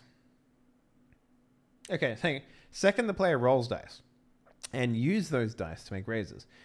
Third, the player uses their raises to take action on the scene elements of the situation or scene. That's the nuts and bolts. That didn't explain shit, game. You didn't explain anything. I'm still confused. Okay, this just goes over this shit. Okay, yeah, whatever. Skills represents your hero's training and education. The higher skill rank, the stronger the skill is. Skills also help your hero overcome difficulties and danger, and often added to traits. All right, got it. Yep, we've been over that. Risks. Okay, well, that's a cool picture. Ninja dropping some poison into a wine. When your hero takes a dangerous or important action, called a risk, he rolls dice. Normal actions such as tying up bootlaces, walking down the street, opening doors, etc. are not inherently risky and don't require dice, unless some element makes that action risky, like if the room is on fire. In 7 Seas, risks have 3 important elements: approach, consequences, and opportunities. An approach is your method your hero has chosen to solve a problem, and your approach is the skill and trait you roll for the risk. It is also determined how you spend raises during a sequence. If an action you wish to take isn't covered by your approach, that action costs you an additional raise. If you struggle to define your approach, ask, why am I doing this, and what do I want, and how do I get it? Consequences. Risks also come with consequences. Consequences represent everything that can hurt or hinder your hero while attempting her risk. Running across a burning room could mean your hero catches on fire. That's a consequence. She'll get hit by a burning beam. That's another consequence. Or her secret identity is revealed by nosy bystanders who reveal it to her enemies. That is a weird consequence for a burning room, but okay. Once you've said what you're doing, you can't take it back. Oh, interesting.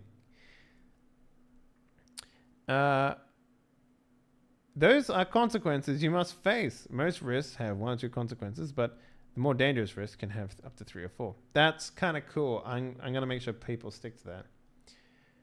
Other times, when a player announces her approach, it opens up an opportunity. This is a moment of good fortune the hero can exploit. If she can seize it, locking eyes with the pirate captain to initiate a duel, that's an opportunity. Spotting an ally in the streets during a foot chase, that's another opportunity. Or firing a pistol with a single shot right as you run out of ammo. Finding a pistol, with a single shot. When you announce your approach, the GM tells you about opportunities you have. Not all risks have opportunities, but some exceptionally dramatic risks could have 1 or 2 opportunities. Okay, how it works. When you announce your action for your hero, the GM decides if that action is a risk. If it is, use these steps. Step 1, setting the scene. First, the GM describes the situation. She tells you important details that may work for or against your hero, elements that she can use, and elements that might hinder him. The GM says, You're in a castle and the room is on fire. Everything is falling apart. You are 3 stories off the ground. There are tapestries on the walls, a chandelier tied to the rope, and a suit of armor. What do you do? Step 2, approach. You tell the GM your approach and how you're hoping to accomplish and how. The GM then decides if a risk is just a normal action. If it isn't a risk, your hero accomplishes her action. If it is a risk, the GM moves to step 3. The player says, I want to cut down the chandelier and use the rope to climb to safety. The GM says, that's a risk. Step 3, gather dice. The GM tells you which combination of trait and skill to use. Add your trait rank plus your skill rank for your risk pool. This is a number of dice you roll to overcome the risk. You may also get dice from other sources such as advantages. That sounds like a brawn plus athletics risk. You're trying to cut down the rope and use it to climb the wall while dodging fire. Consequences and opportunities. The GM now tells you the following. Why the action is a risk, e.g. you're running through a burning building, obviously. The consequences of your risk. You'll take 2 wounds if you fail. The opportunities your risk may offer. You spot a secret document on the desk, and it's about to catch on fire. Thanks to the host, Daddy.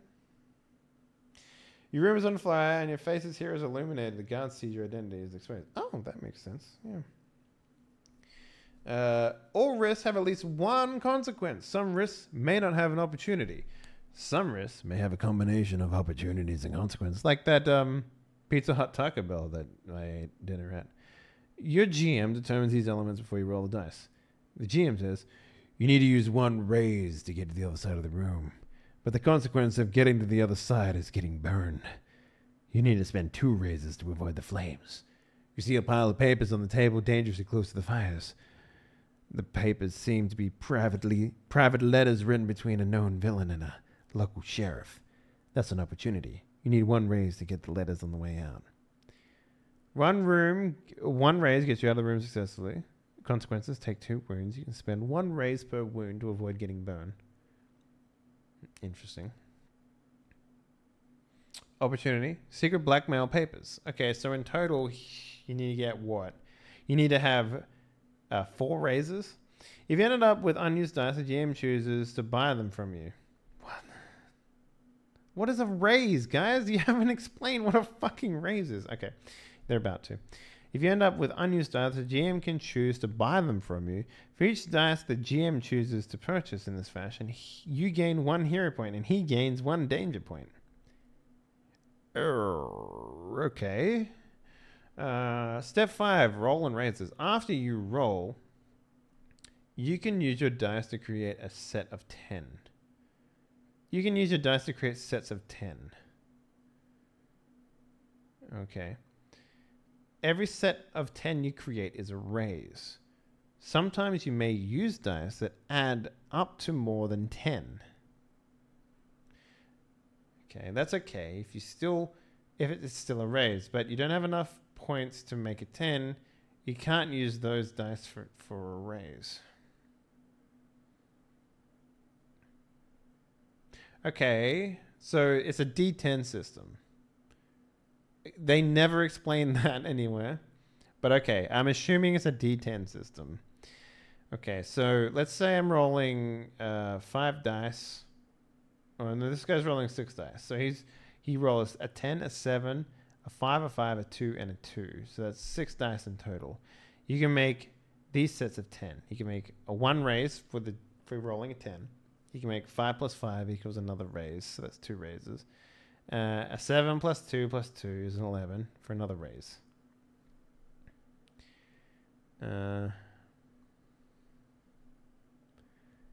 Shit.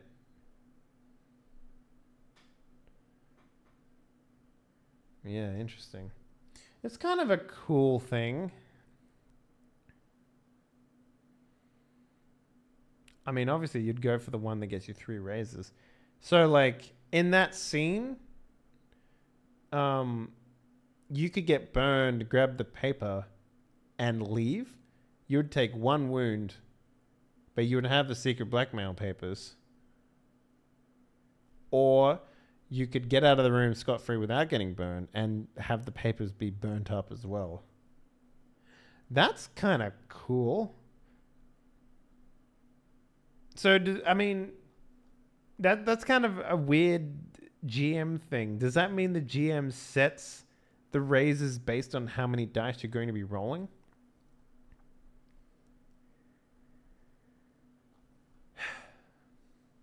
Or is it based on the situation?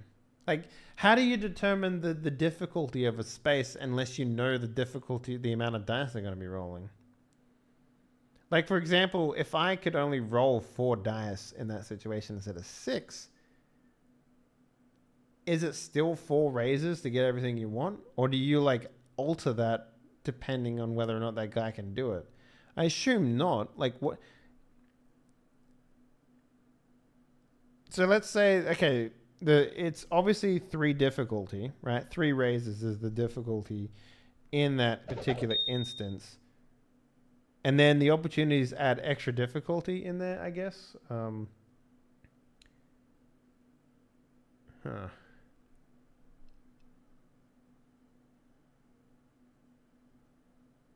Interesting. Interesting mechanic, I guess.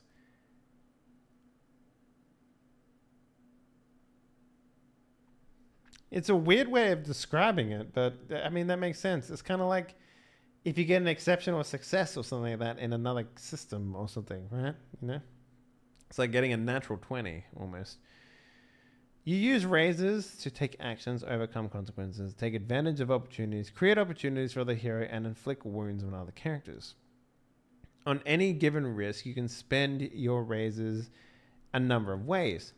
Here's the most important. A single raise spent takes an action, ensures that what you do, you set out to do. Your hero succeeds. A raises spend to overcome the consequences, reduce the side effects, collateral damage, and harm to you caused by risks. Raises spent to take an advantage of an opportunity mean that your hero gains the benefit of whatever the benefit of the opportunity offered to you. Okay. What up, Waffle? How you doing? Raises, okay. Raises spent to create new opportunities means your heroes set the stage for another hero to benefit from a later action. Raises spent to inflict wounds cause 1 wound per raise spent to a character within the reach of the hero. Okay, the player rolls dice and gets 3 raises. He decides to use them this way. Raise 1 gets him an opportunity. He grabs the blackmail papers. Another raise gets him out of the window and down the wall with the rope. Another raise, avoid one of the wounds, consequences. So he still takes 1 ruse while getting out of the room. Okay. See, that's what I thought he would have done. Improvising. Players don't have to spend their raises only on approach. A hero may improvise. If a hero wants to take an action outside of the scope or of the skill or trait that is being rolled at the beginning of the sequence, he must spend an additional raise. Whether a hero's action fails within the scope of his skill is the GM's discretion. You choose to roll convince plus panache at the beginning of a sequence, setting your approach. But later, you want to bash an unsuspecting guard over the head with an expensive vase that knocks him unconscious. The GM says you must spend 2 raises. That's 1 raise for your action and another raise because you're taking an action outside the initial scope of your approach. So, for example, if you're trying to be seductive your way through that and then you just want to beat the shit out of a guard, it's not being seductive, so it's costing you more. Wondering if you should grow a beard? I mean, do you really have to grow a beard? Why can't you just not shave? Think of it like that. You're wondering if you should not shave. Different way of thinking. If a hero takes an action that would be tied to a skill she doesn't have, she's unskilled and must spend an additional raise. The skill associated with any given action is at the GM's discretion.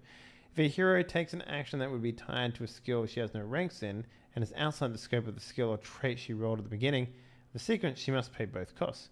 You set your approach to convince plus panache. I can never really pronounce that word. At the beginning of the sequence, ready to earn friends and influence people. You found yourself in a tight situation and you need to seek through a darkened study without a guard noticing, but you have no ranks and hide. The GM says you must spend 3 raises. That's 1 raise for your action, a 2nd raise because the action isn't related to your approach, and a 3rd because you're unskilled, bitch. If you cannot make 1 raise on your roll, something interesting happens. Your hero doesn't necessarily fail. This could be the arrival of a new villain or a dramatic shift in the narrative. Interesting. So you don't fail?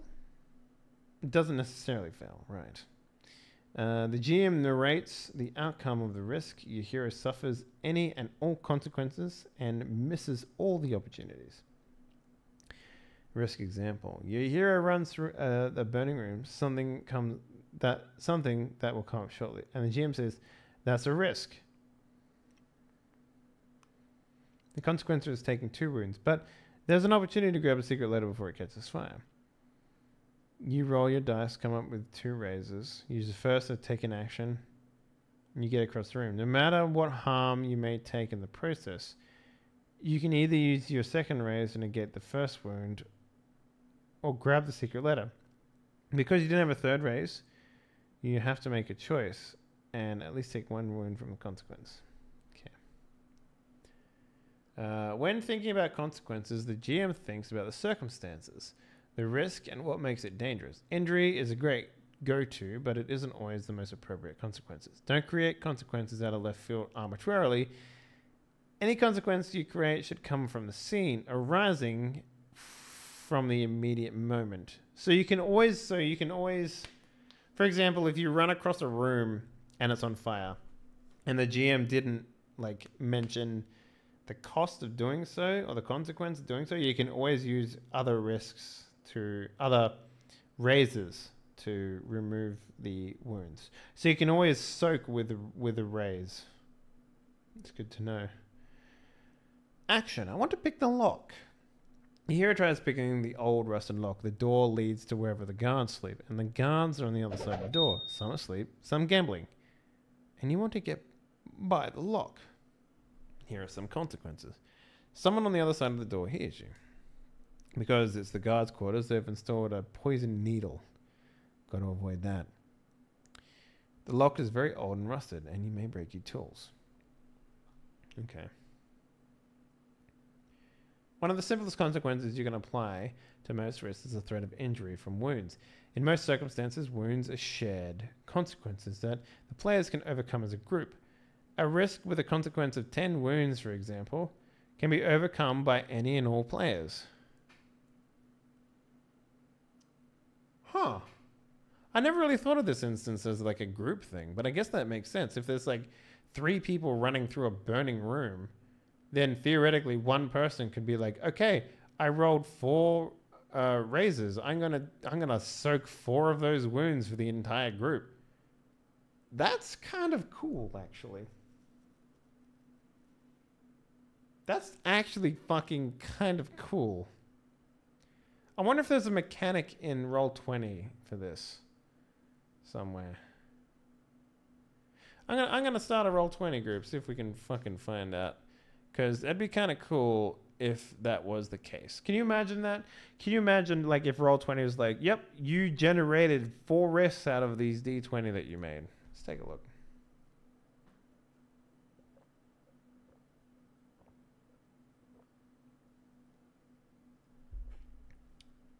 All right, create new game. Creating a game.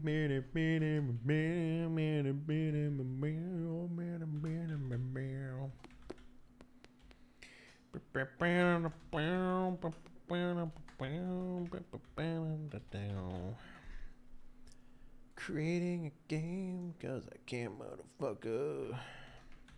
I'll just copy that. It's easier. Yeah. All right. 7th. See, 2nd edition. Okay. Oh, it has a character sheet and everything.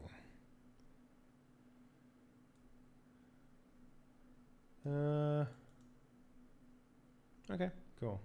That kind of works. Let's take a look. Character. save. Alright, let's take a look at the character sheet. Ew. Let's just put some points in. Why not?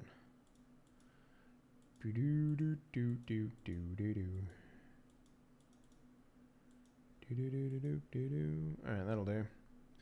Let's give him some more finesse. Okay. Trait, brawn. Let's roll this, see what happens.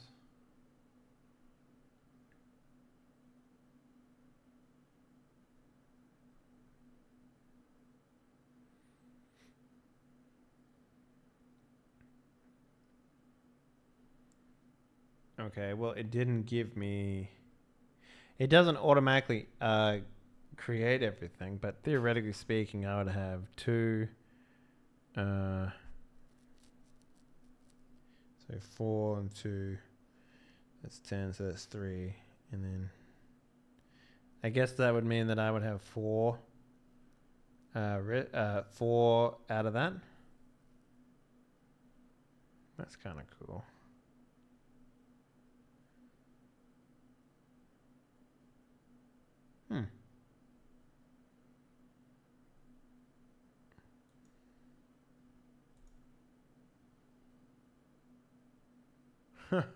Exploding die just add an extra dice to the total. That's kind of cool.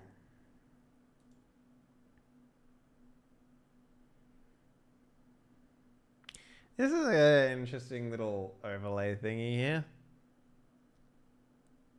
How does he circle the damage? I mean, logically.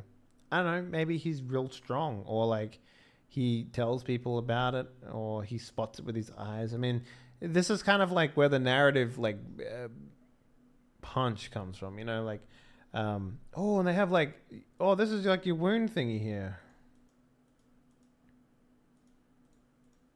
Oh, that's cool. All right. And what does the story say?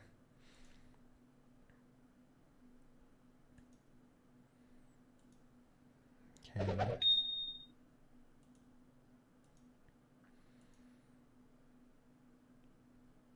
Cool. Interesting.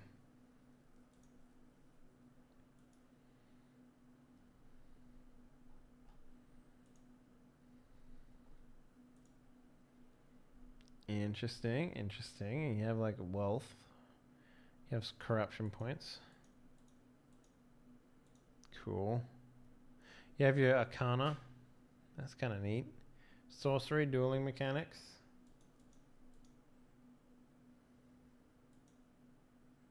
+3 dice, +4 dice. What?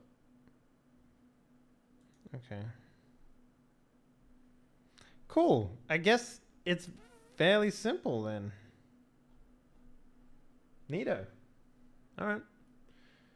That's kind of cool.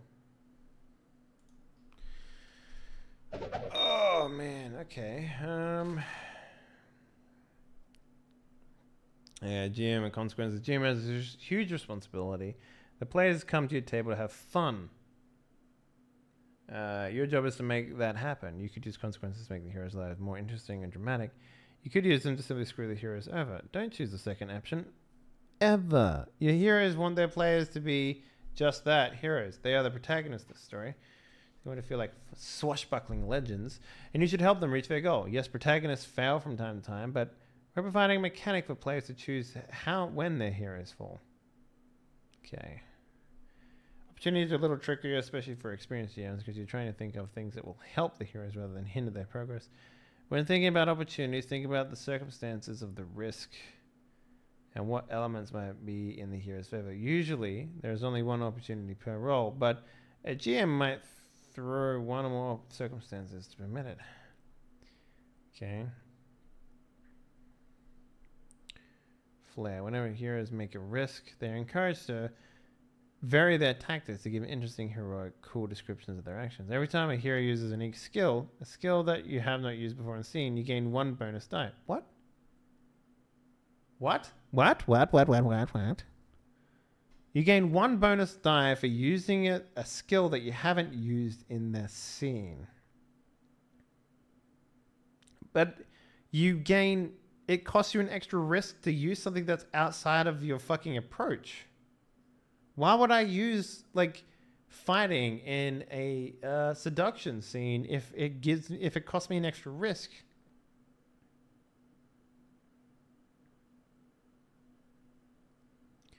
That just doesn't make sense to me, game.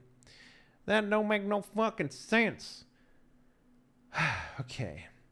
You gain 1 bonus die. So if the scene just started and you attack with your sword, you gain 1 bonus die. If you then choose to defend yourself by jumping out a window using your athletics, you gain 1 bonus die. If you then punch someone in the face with brawl, you gain 1 bonus die. If you then choose to defend yourself by using athletics again, you do not gain a bonus die.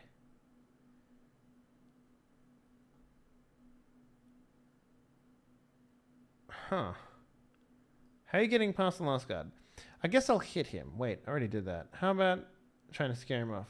I already knocked out all the other guards. I'm going to have to remember that.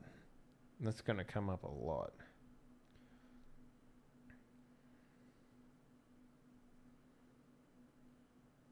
It's like I act first, I get a bonus dice thingy. Yeah. Yeah, that's interesting.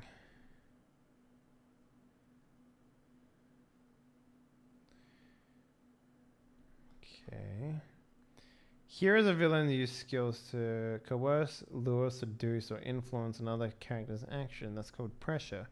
When a hero or villain applies pressure, she forces her target to either act in a way she chooses or to spend an additional raise if she wants to take a different action. First, the character applying pressure chooses a specific action. Okay. First, the character applying pressure chooses a specific action. Attack me or run away are good examples. Then, the next time the hero's target chooses to do anything other than the directed action, he must spend an additional raise. Pressure can be used in both action and dramatic sequences. The easiest way to create pressure is with convince, intimidate, tempt, and other primary skills. But creative players may find ways to use skills to apply pressure. Okay.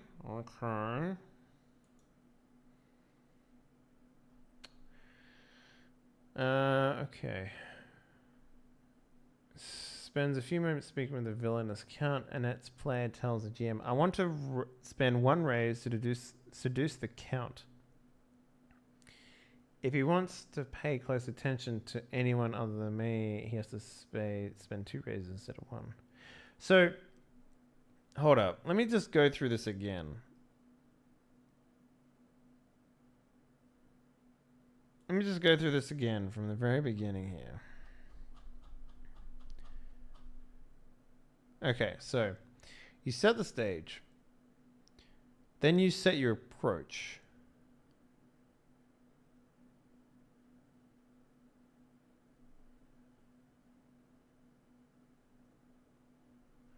But is the approach only, like, for example, if it's we're at a party, like a masquerade ball or something like that, right? And the idea is you want to attempt to find out who your target of assassination is. You want to work out who this man is because everyone looks the same. Do you roll dice to work out how many raises you have? Like, if it's not a risk, do you even roll dice? If that's the case, how do you know how many risks you have before you attempt to do things like pressure a villain into like how does that work? They don't really describe that to me. That's the one thing I'm sort of missing here. You know, like do we roll raises every single approach? It says here if it isn't a risk, you just complete your action.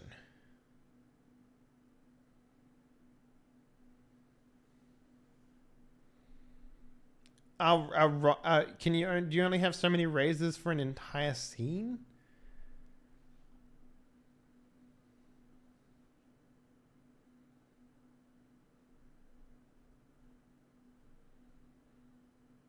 Like that I mean, that...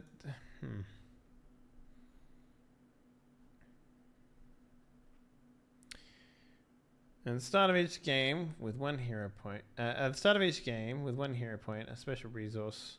All heroes start each game with one hero point. Okay.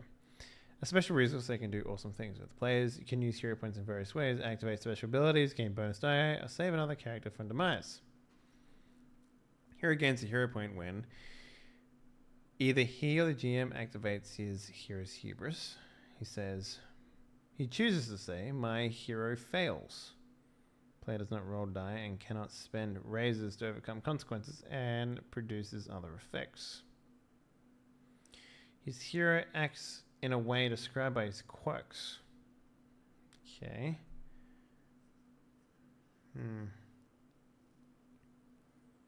It's like, yeah.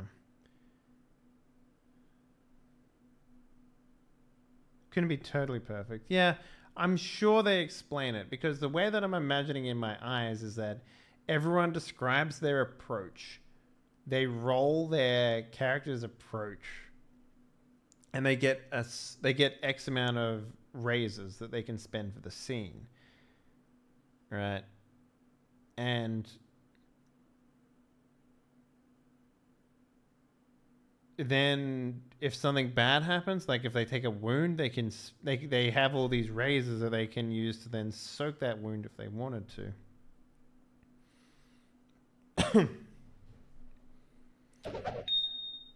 Okay. Okay, the GM buys any unused dice that aren't part of the raise. For each dice the GM chooses to buy in this fashion, you gain 1 hero point. He gains 1 danger point. Players may use hero points for the following benefits. You may add 1 bonus d10 to his roll before a risk. A player may spend... Okay, so hold up.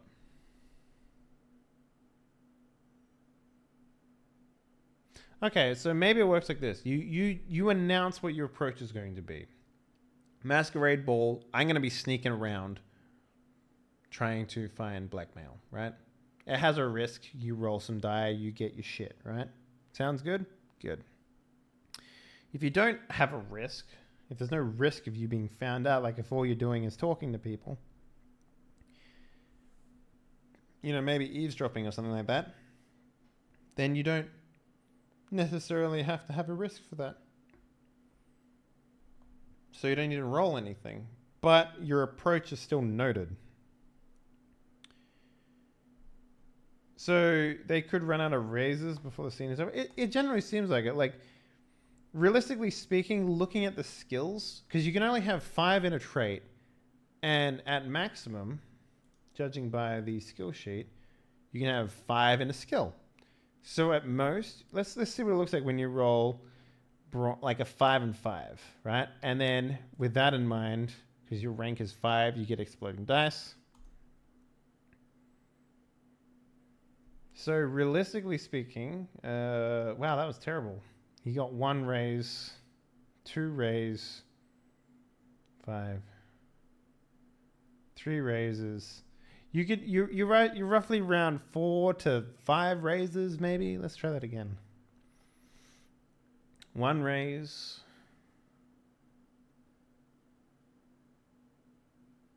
Wait.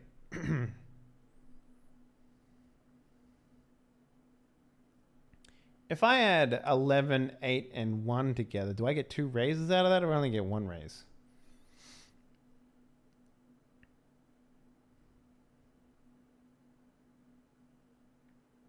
Like, it seems like I'm pretty sure that's only 1 raise. Like, 11 can't be multiple raises, right? Does winged cavalry look nice? Yeah, they're like Polish cavalry or something like that. I think the Polish had the wings. I can't remember. I need to work out that question, because that's an important question there.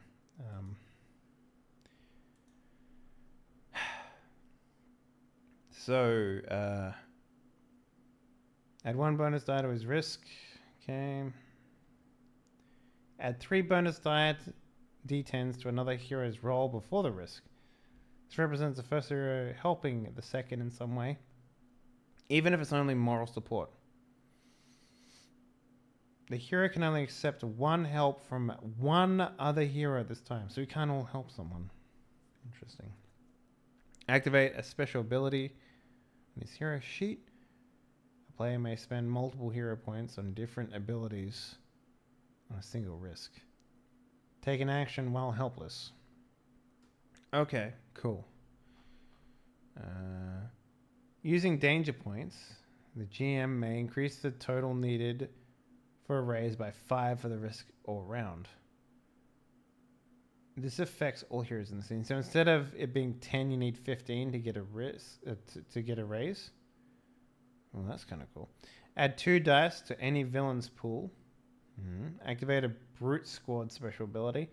Activate a villain special ability. Murder.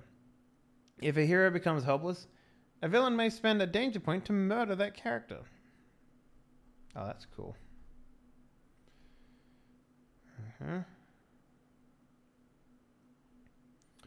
Okay, this is the action sequence. How a round works, right?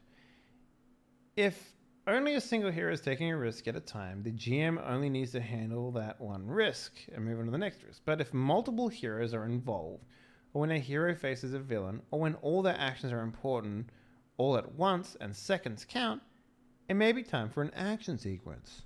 Action sequence. A sword fight is an action sequence. Escaping a burning ship with precious Serenth artifact is an action sequence. High-speed carriage race down a winding cliffside road is an action sequence. Boarding an enemy ship on the open seas is an action sequence. Action sequences move fast and sometimes things can get confusing. In order to maintain the pace of an action sequence, the GM keeps things moving. But if anyone gets confused and doesn't understand something, be sure to ask questions. However, don't let too many questions slow down the scene or delay your hero's choices. After all, your hero doesn't have 5 minutes to debate every move. Yes, this is what I want to see. We divide an action sequence into rounds. A round is as long as a GM needs it to be. During a round, every character gets to take actions. An action is a single activity resulting in a single result. Step 1, approach. Everyone announces an approach for the round. Fucking awesome. Okay. The GM tells each player which trait / plus skill to use for her risk. Just like a normal risk, all players gather dice from their traits, skills, and elsewhere.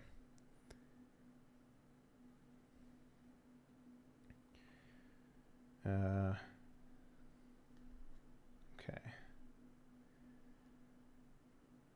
Step 2, consequences and opportunities.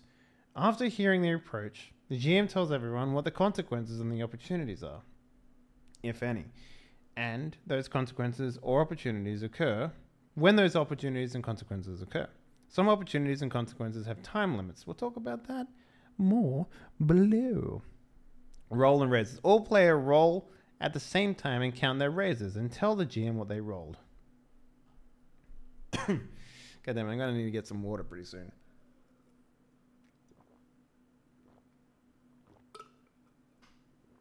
Drinking a soft drink while talking for 5 hours straight is going to kill me.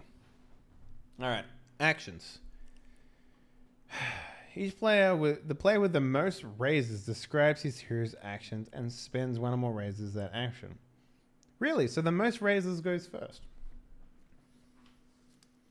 That's kind of interesting. In addition to normal actions, he might also spend raises to overcome consequences, take advantage of an opportunity, or create opportunities for other heroes, or inflict wounds on another character. Okay.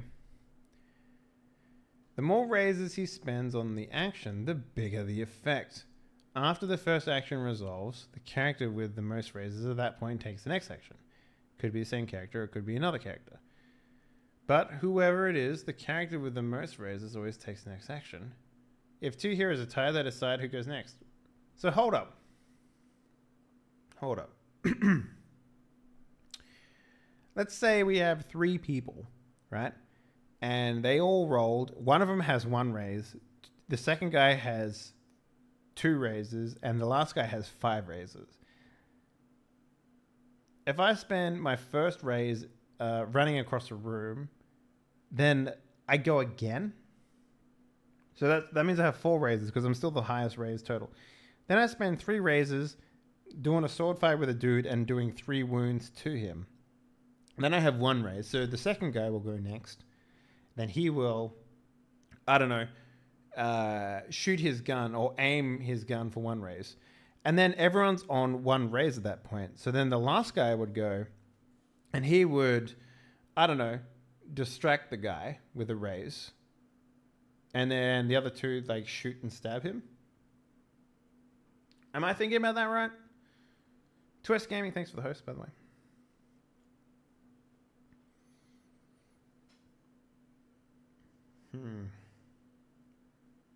That's kind of cool. So if you have a lot of raises, you just get to have more opportunities. Okay.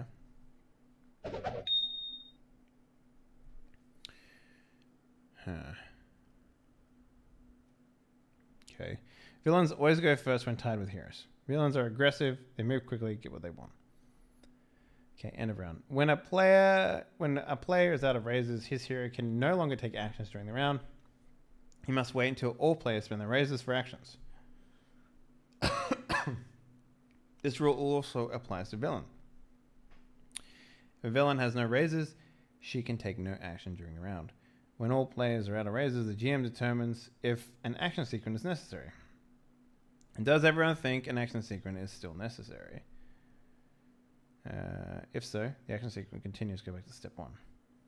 Step 1 approach. Go through the same steps again. If the players have resolved the scene, the action sequence is over. So you can change your approach the second time around.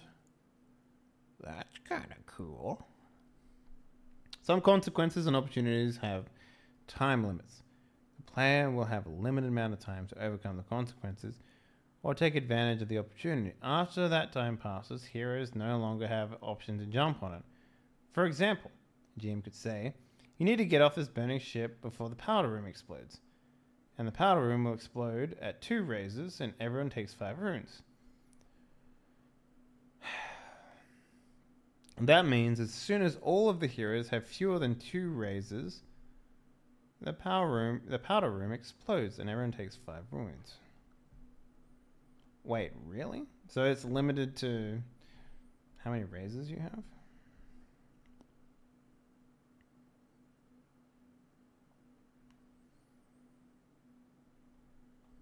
I mean, I like this system. It's adding a lot of complicated things to it, though.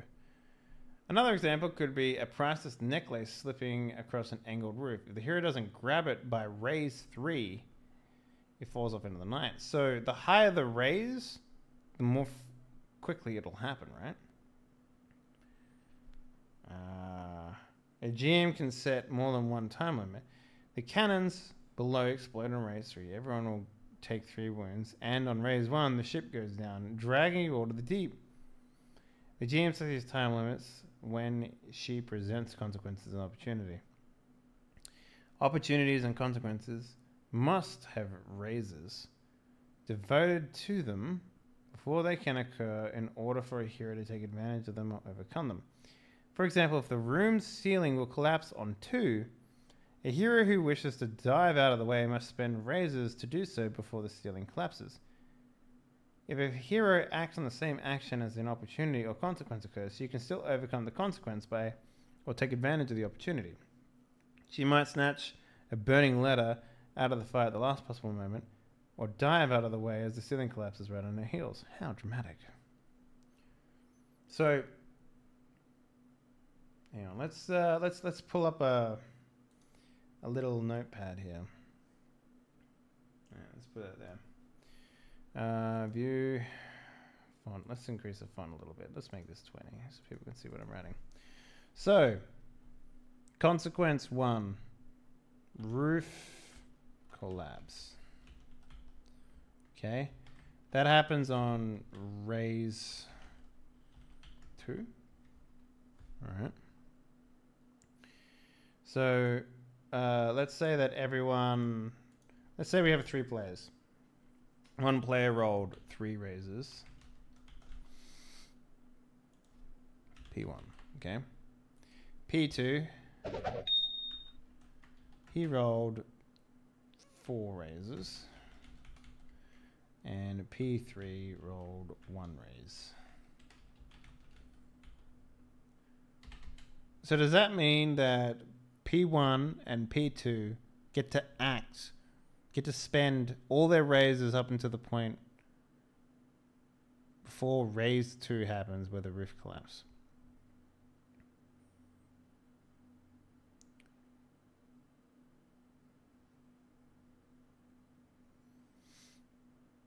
So theoretically speaking, at this point, P3 could do the following to make sure he gets out before the roof collapses. He could spend, put it here, he could spend 1 hero point to gain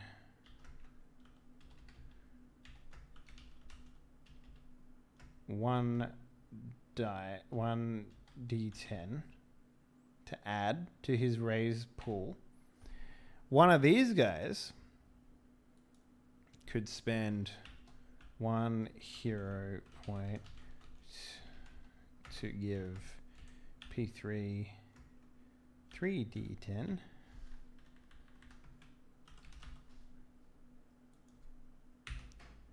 I don't think you can use a raise. So what do we use the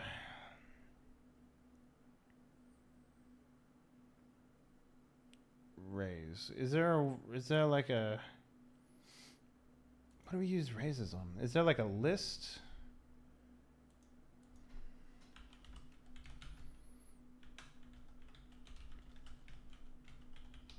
Cheat sheet.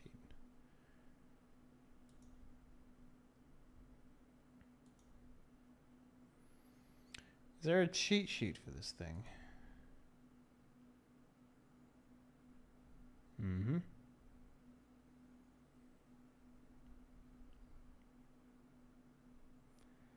I'm looking for a cheat sheet for this thing so I could work. Like if I had a list of what I could spend raises on, that would be awesome. Any cheat sheets?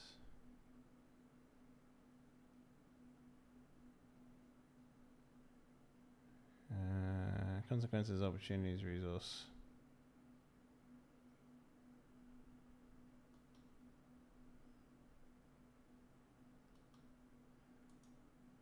Okay, that sucks. Oh, look, Facebook. Fuck off.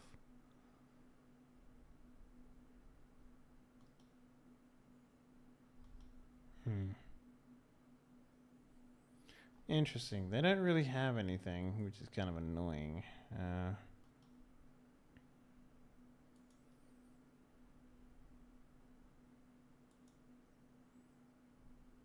Oh, cool. Here we go. Okay. Is this going to be what we use? Maybe I should zoom in a little bit so you guys can see it. Basics of raises. Okay.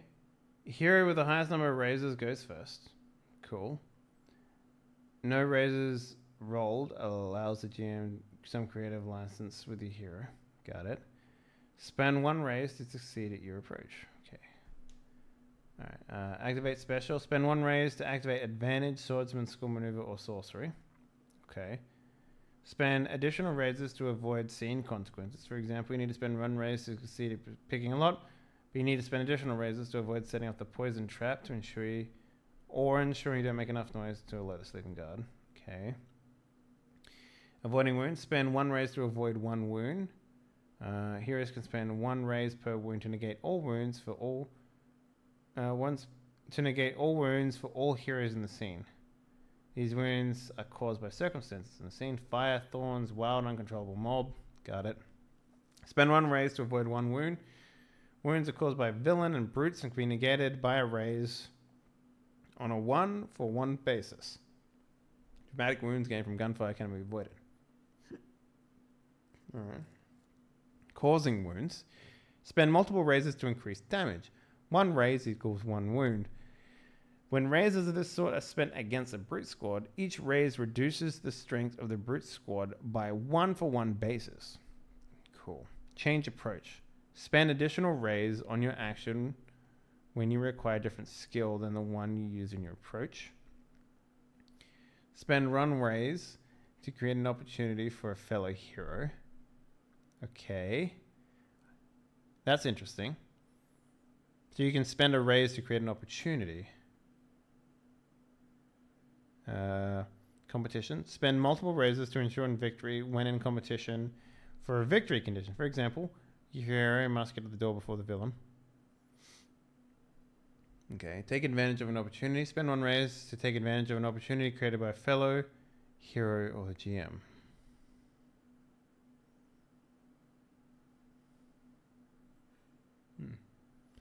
Spend additional raise when performing the hero's skilled in. Okay. Hero points using... Okay. Example of opportunities for the heroes. After throwing a few punches around with the villain, have a key to mysterious treasure everyone is hunting get knocked from his pouches and free on the ground for another hero to pick up. Okay.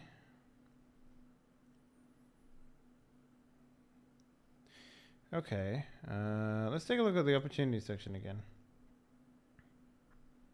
Is that what it was called? What's it called? Opportunities? Okay, cool. Yeah. Creating opportunities. You can use one of your own raises to create an opportunities for other heroes. Spend one raise to create an opportunity for a hero to use in the scene. Other heroes must spend a raise of their own to take advantage of the opportunity you created. Opportunities are narrative permission slips. They give you the chance to do something that that you otherwise couldn't have done. Typically, the situation or just didn't allow it. Okay, you create a narrative opportunity that doesn't exist before you spend the raise. For example, you're fighting a guard who's holding your friend's captive in local jail. Spend a raise to create an opportunity for one of your heroic companions, saying that you knock the gun out of his hand and the pistol skitters across the floor, sliding between the jail bars, the holding cell, holding your friend's prisoner. One of them now spends a raise to pick the pistol, arming himself for the situation otherwise wouldn't have permitted it. All other opportunities you create in the scene should emerge naturally from the scene. You can't spend a raise to make a dinosaur appear and randomly rampage through the streets because that's silly. Same goes for opportunities that don't make sense or otherwise aren't fun. Stick to the fiction of the game. Maintain the team around the table. Okay. So theoretically speaking,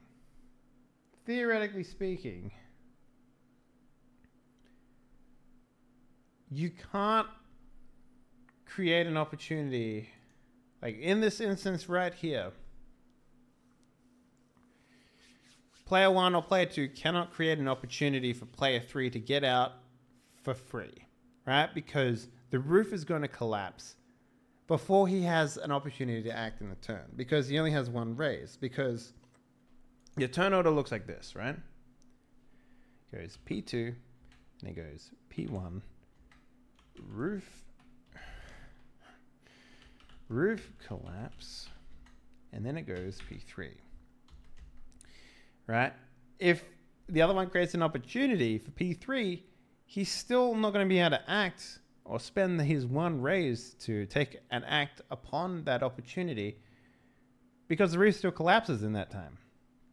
He can, however, spend his one raise, right? Roof collapse, let's just say does, I don't know, 3 wounds, right? He can, however, on his turn, use his raise to negate at least 1 wound from the roof collapsing. Okay, that makes sense to me. That I'm following the order that this game is putting down now. That makes a lot more sense. But theoretically speaking, when do you spend hero points? That's another question. So if you spend a hero point on your turn, and your turn is after the roof fails, you won't be able to like So hold on, let's work that out. That's the other thing we need to work out. Hero points.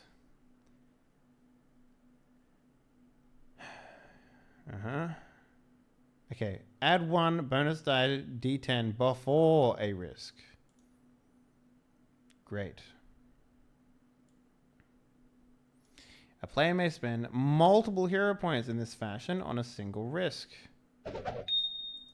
Add 3 points to another hero's roll before a risk. This represents a hero is helping the second some way, even if it's moral support. A hero can only accept 1 help from one other hero at a time. It doesn't say whether or not you can use this before or after they roll. Hey Cyber, what's up, man? So that's kind of an interesting conundrum there. Can I roll? I mean, I assume so because you can do it on this one here. Right? I assume that's the case. Right? I'm assuming that is in fact the case because you can use it after you've rolled in this one, and they don't mention it here. So I'm assuming that that's the case there. Okay, that makes sense to me. Look at this guy's face. He's happy. So, the risk is announced. Everyone rolls. Turns out that Bobby McGavin, a.k.a. P3, is not going to make it out before the roof collapses. So then he has to spend some hero points. He spends 1 of his hero points. He rolls another d10. He doesn't get enough to make a raise. So that means that another player offers... only one other player, he can't accept help from multiple players. So if he gets help from another player, like P2's like, well, I'll give you a hero point so you don't die. How about that? He's like, thanks, Bobby. I love you. He rolls 3 extra dice. He gets 1 more raise. Boom. He gets out.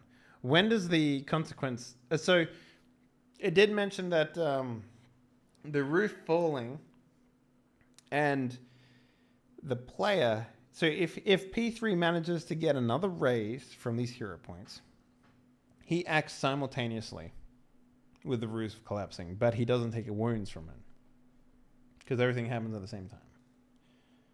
So that makes perfect sense. No one loves Bobby. Hey James, how you doing, man? We're just going over the system right now, making sure that we understand everything that's going into this thing, at least anyway. So that makes sense to me. Okay, perfect. Makes perfect sense. So the mechanics are a little funky, but I like it. It's fine by me.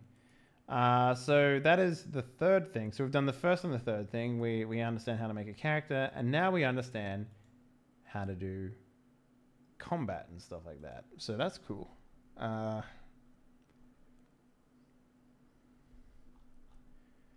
Using multiple raises for a single action. When a player announces an action for an action sequence, he spends 1 raise to accomplish that action. It could be to overcome a risk, negate a consequence, or take advantage of an opportunity, or perhaps to take care of some other danger that has come up during the action sequence. Players may choose to spend more than 1 raise on an action. For example, if a GM tells you the consequence for running across the room in front of you, in front of the villain's musketeers will cause you 3 wounds, you can spend up to 3 raises to negate those wounds, but if you still choose to spend less than 3 raises, you cannot spend more raises on later actions to negate the remaining wounds. Okay, that makes sense. I mean, okay. So if you it's sort of like an ebb and flow. You can't take your turn back by the sounds of it. Sometimes 2 heroes or a hero and a villain will want to do the same thing, or they each will have an action that runs counter to the other. Whoever spends the most on that action gets it, to the exclusion of all others. However, raises spent to overcome the risk must be spent in a single action. You can't spend 1 raise to make your action, then decide to spend a 2nd raise to reinforce it later. It's all or nothing. Oh, okay. So you can't say like if a wound were, if a guy was like, I'm gonna shoot my pistol, it's gonna give you 2 wounds, and you're like, well, I want to run across the room, but this guy's gonna shoot me. All right, I'll only spend 1. All right, the guy shoots you, take 1 wound. It's like, actually, I'll spend 2. It's like, nope. You said you're only spending 1.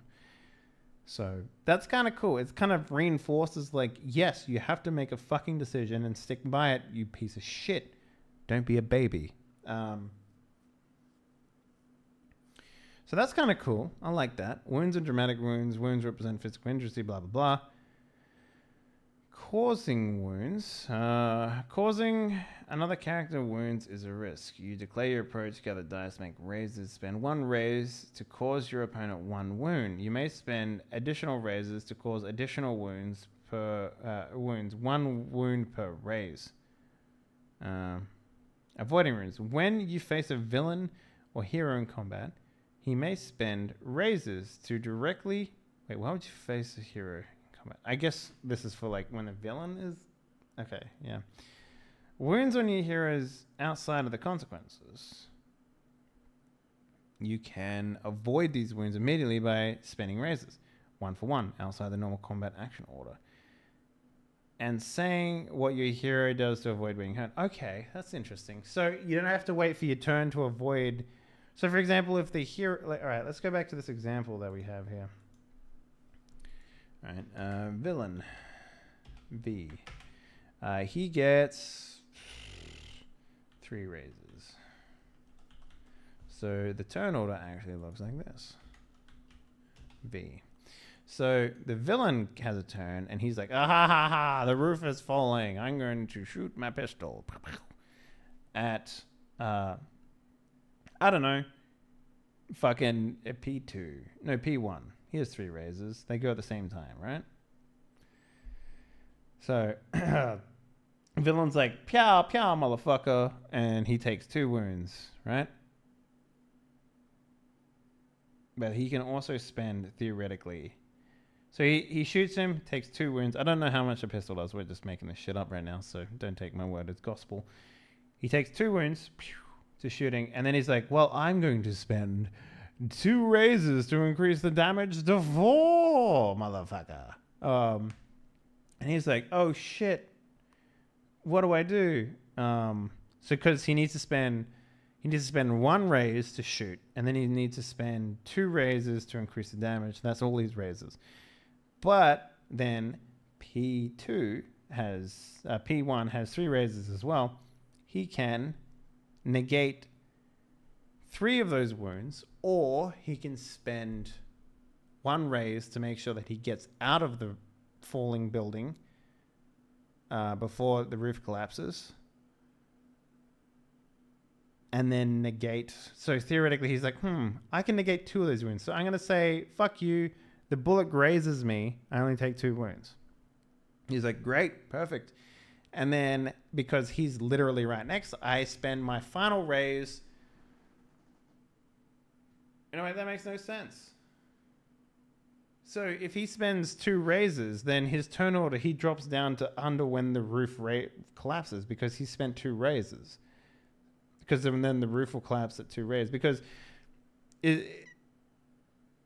yeah, okay, that makes perfect sense. So if the villain goes before P1, and then P1's turn is literally he negates the wounds on the villain's turn. He doesn't go to his turn when he does it. So then his turn order would be down to where P3 is.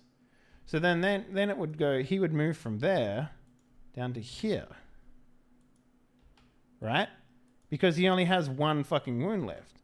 So theoretically, in that instance, he wouldn't be able to soak all the wounds from the villain. So he would only have 1 raise then. So then if he would be like here, and then he'd be like, okay, well, I soak 1 of the wounds, putting it down to 3.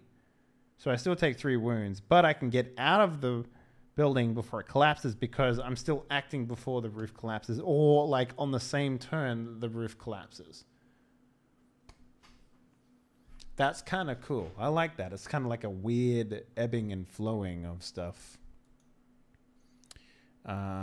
Thanks for the host, by the way. I don't know if I mentioned that. I really like that. I really like that. I think that's kind of got this weird, cool thing. This is Pirates. Yeah, it's called Seven Seas, second edition.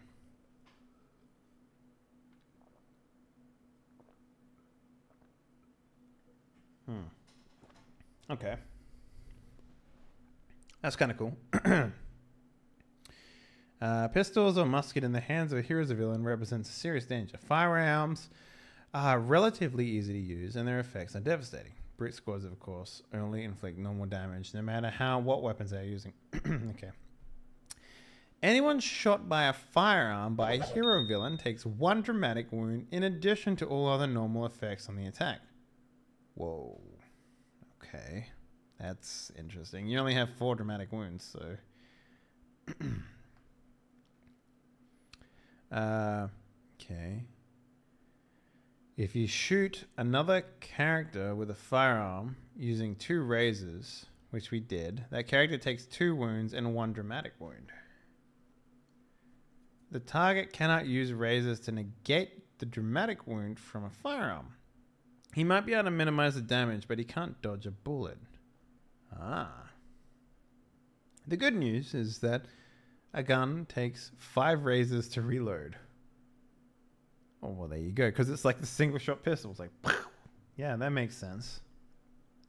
That means any villain or hero who uses a firearm has to spend 5 razors either in the same action or over the course of several actions and rounds to reload a gun. Bad news that the guns in Thea become more advanced, more deadly, and easier to reload with every passing day. When your hero takes injuries, they're reflected on your hero sheet as wounds and dramatic wounds, bubbles, blah, blah, blah, blah, blah. When your hero takes wounds, fill the number of bubbles on the death spiral or to the wounds he took. Thus, if your hero takes 1 wound, you fill in 1 bubble. If your hero takes 2 wounds, you fill in 2 bubbles. Keep going, filling in each bubble for each wound you take. Wounds aren't so serious. When you start filling in bubbles, if you ever fill in one of your stars, the hero takes a dramatic wound. For example, if you take 3 wounds and the second one is a star, you've taken a dramatic wound. Okay, and then you keep filling them in. Dramatic wounds increase the tension of an action sequence. This is always bad for the heroes. Dramatic wounds keep you focused, remind you of blah, blah. Okay, so if you take dramatic wounds, you get an extra dice. We've already been over that. Taking another hero's wounds. Before another character takes wounds, you can use your own razors to take the wounds instead. This is jumping in the way of the injury. A player may offer to do this out of order. Nice. In other words, when it isn't her turn to spend razors. Be sure to explain how you do this in a dramatically appropriate fashion. Leaping in front of your friend, taking a sword thrust at the last moment, or dropping down from the balcony above and landing on the enemy to distract him but suffering an injury from the fall. Or calling on your last ounce of strength and rushing across a crowded ballroom, pushing people out of the way to jump onto the podium and grab the chandelier chain before the chandelier hits your friend. Okay. Actions like this add drama to the scene and also explain how your character manage the feat, which is important because you may sometimes be in a scene where no opportunity presents itself to you to make such a sacrifice. At the end of the scene, when a hero have a few minutes to catch their breath and regroup, all wounds are healed. Dramatic wounds remain until the end of the episode, or until the hero manages to deal with them through the course of play. Mundane healing, such as visiting a doctor, isn't an instant cure-all, and doesn't come cheap, costing 1 wealth for several hours of uninterrupted treatment to heal 1 dramatic wound. Healing magic, though, through sorcery or artifacts, is rare and cannot be purchased, at least not with coin. Okay, so wounds are more like just a temporary thing. So let's say Bobby the Butthole, that's his pirate name. He manages to get fucking 9 wounds, right? He gets 1 dramatic wound and 8 standard basic bitch wounds, right? At the end of the session, at the end of the fight, he's like, whew, fuck yeah, I only took a sword in the guts. I'm good.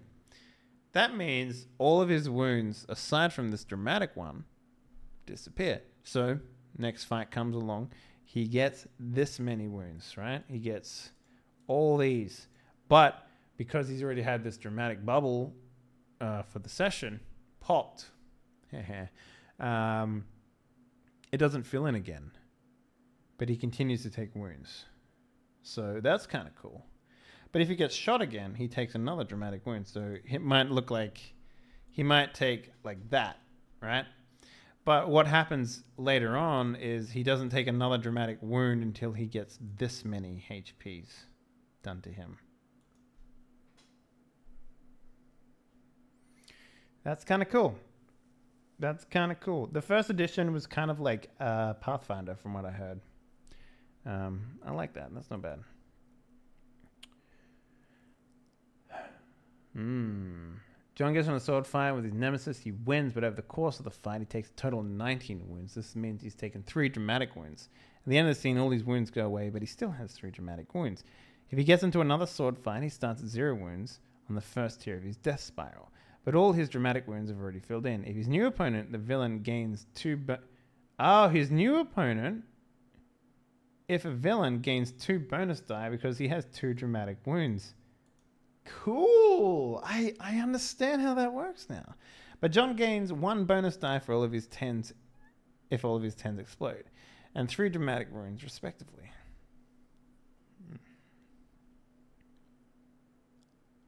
Nice.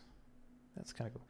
Most heroes can only take 4 dramatic wounds, though some advantages and other abilities allow a hero to take some more.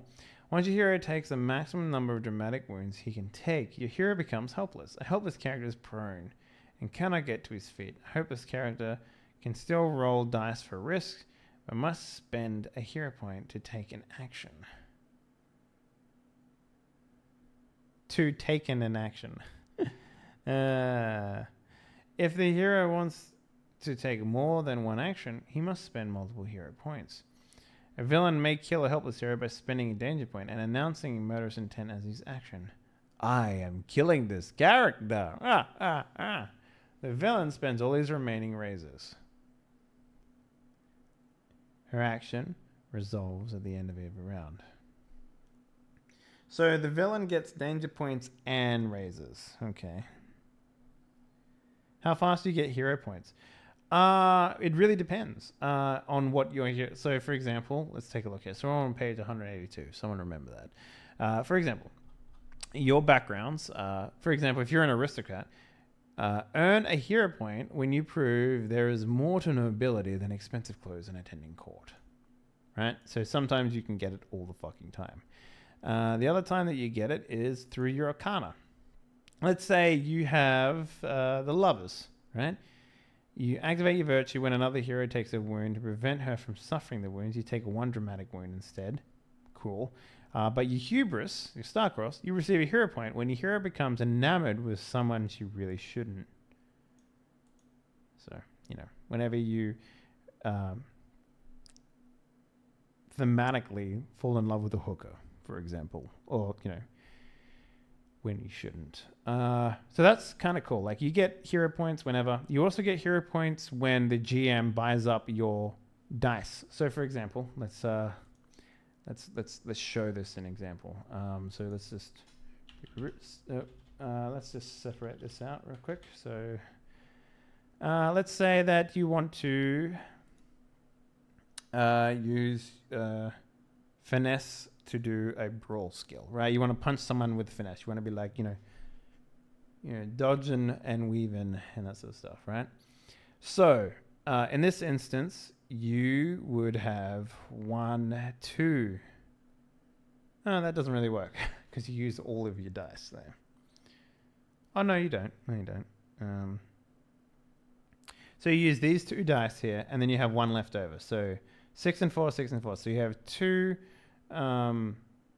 you have 2 raises that you can use, and then you have 1 left over, 1 dice left over.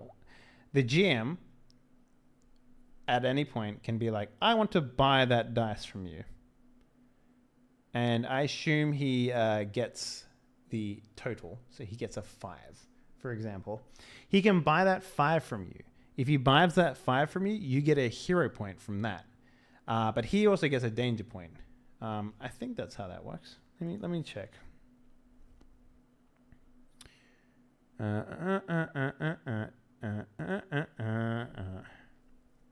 the GM has, this is the danger points, yeah.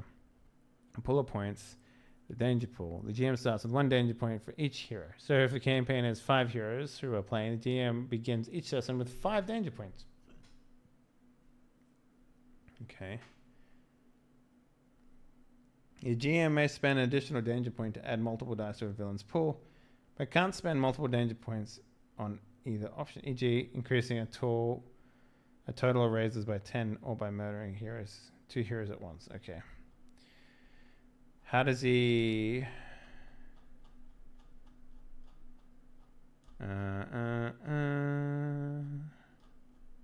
where is it? Like, risks...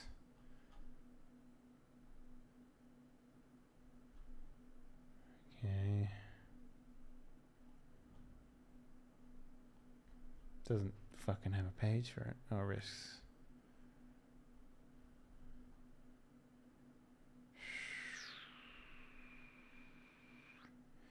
If you end up with unused dice, the GM you choose to buy them from you. For each dice the GM chooses to purchase in this fashion, you gain a hero point and he gains a danger point. So does he get the number on it? Because he has to roll for raises too.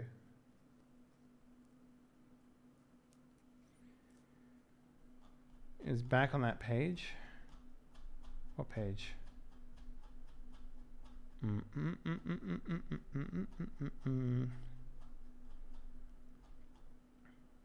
So what I want to know is, like, because the villain has to roll for his raises as well. Let's say he rolls, 3 dice, and 2 of them and all 3 of them are 5s.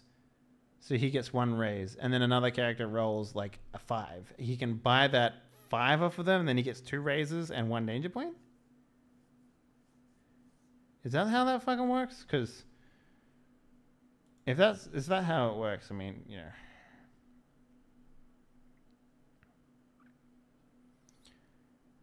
can spend additional danger points as multiple blah blah blah. It was under hero points.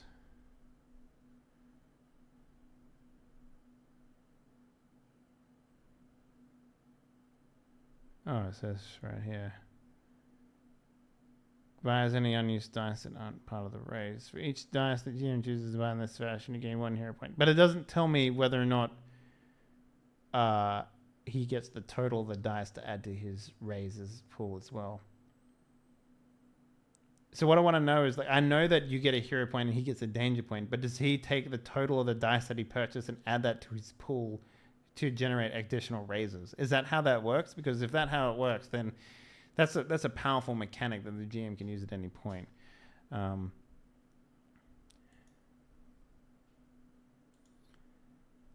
so we've read this.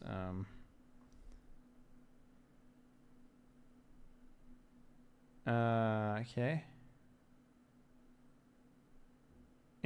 So I'm killing this character. The villain spends all remaining raises, so action resolves at the end of the round. And after all other actions. So let's go back to this example that we made here. Let's say that the villain goes second, and he's like, I'm going to murder P1. Because he only has, he's perfectly dead, I guess. He loses all of his raises. And then he goes from this spot to this spot. Right? It's kind of cool. He goes to the last spot. In response to the villain announcing his murderous intent, any hero can spend all of her raises immediately, as well as a hero point, to save the helpless hero. She may take this action even if it's not her turn. The player describes how she reaches the victim and stops the murder. The helpless character is now safe for the rest of the scene, or until their savior becomes helpless as well. No villain can attempt another murder against that hero. Neato. If the villain attempts a murder outside of the action sequence, the hero can still spend a hero point to stop the murder, but only if But if it's only the action, if it's the only action she can take. All his raisins. We mentioned this under the hero points, but it's worth bringing up again. Before any roll, a player can announce, I fail. This means the hero can fails to overcome the risk. He suffers all consequences and misses all opportunities. He never rolls dice, so he has no raises to spend. The player gets 1 hero point and describes how his hero fails. Cool. So, for example, if your hero gets assaulted by a brute squad, the player can say, they capture me. And the GM gives the player 1 hero point. The brute squad captures the hero and probably takes him off to someplace dark and dank to wait for the villain. Another example, a player wants to leap from rooftop to rooftop. So the player points to her hero sheet and says, she doesn't make the jump. The GM asks, okay, what happens? The player describes her hero falling a little short, grabbing the edge of the building, losing a grip, and falling on the balcony railing, bouncing off that, falling through the cloth awning, and slamming her head on the ground. The GM gives the player 1 hero point. Gaining 1 hero point for failing, then narrating the outcome adds tension and drama to the action sequence. Try it out. Okay. I dodge. You may notice that there's no dodge skill. This is intentional. We don't want players to ever say, I dodge. Why? Because it's boring. Instead of saying, I don't want to get hit, explain how your character avoids getting hit. Don't just dodge. Instead, cut the rope holding the chandelier and swim up to the roof. Jump under your enemy's blade, and so you're standing behind him. Kick the chandelier's hot wax into your enemy's eyes and thrust his sword as he thrusts his sword towards you. You don't want to say, I dodge, because that just maintains the status quo of the scene. A success in that case means that nothing changes. Instead, use your action to change the circumstance of the scene. Throw a table on them. Make the other people in the room laugh at them for trying to stab you. Demoralize them. Confuse your opponents into striking someone else. Be creative. Don't be passive. Use your wrist to just say... Don't use your wrist to just say no. Use your wrist to take an action. Okay.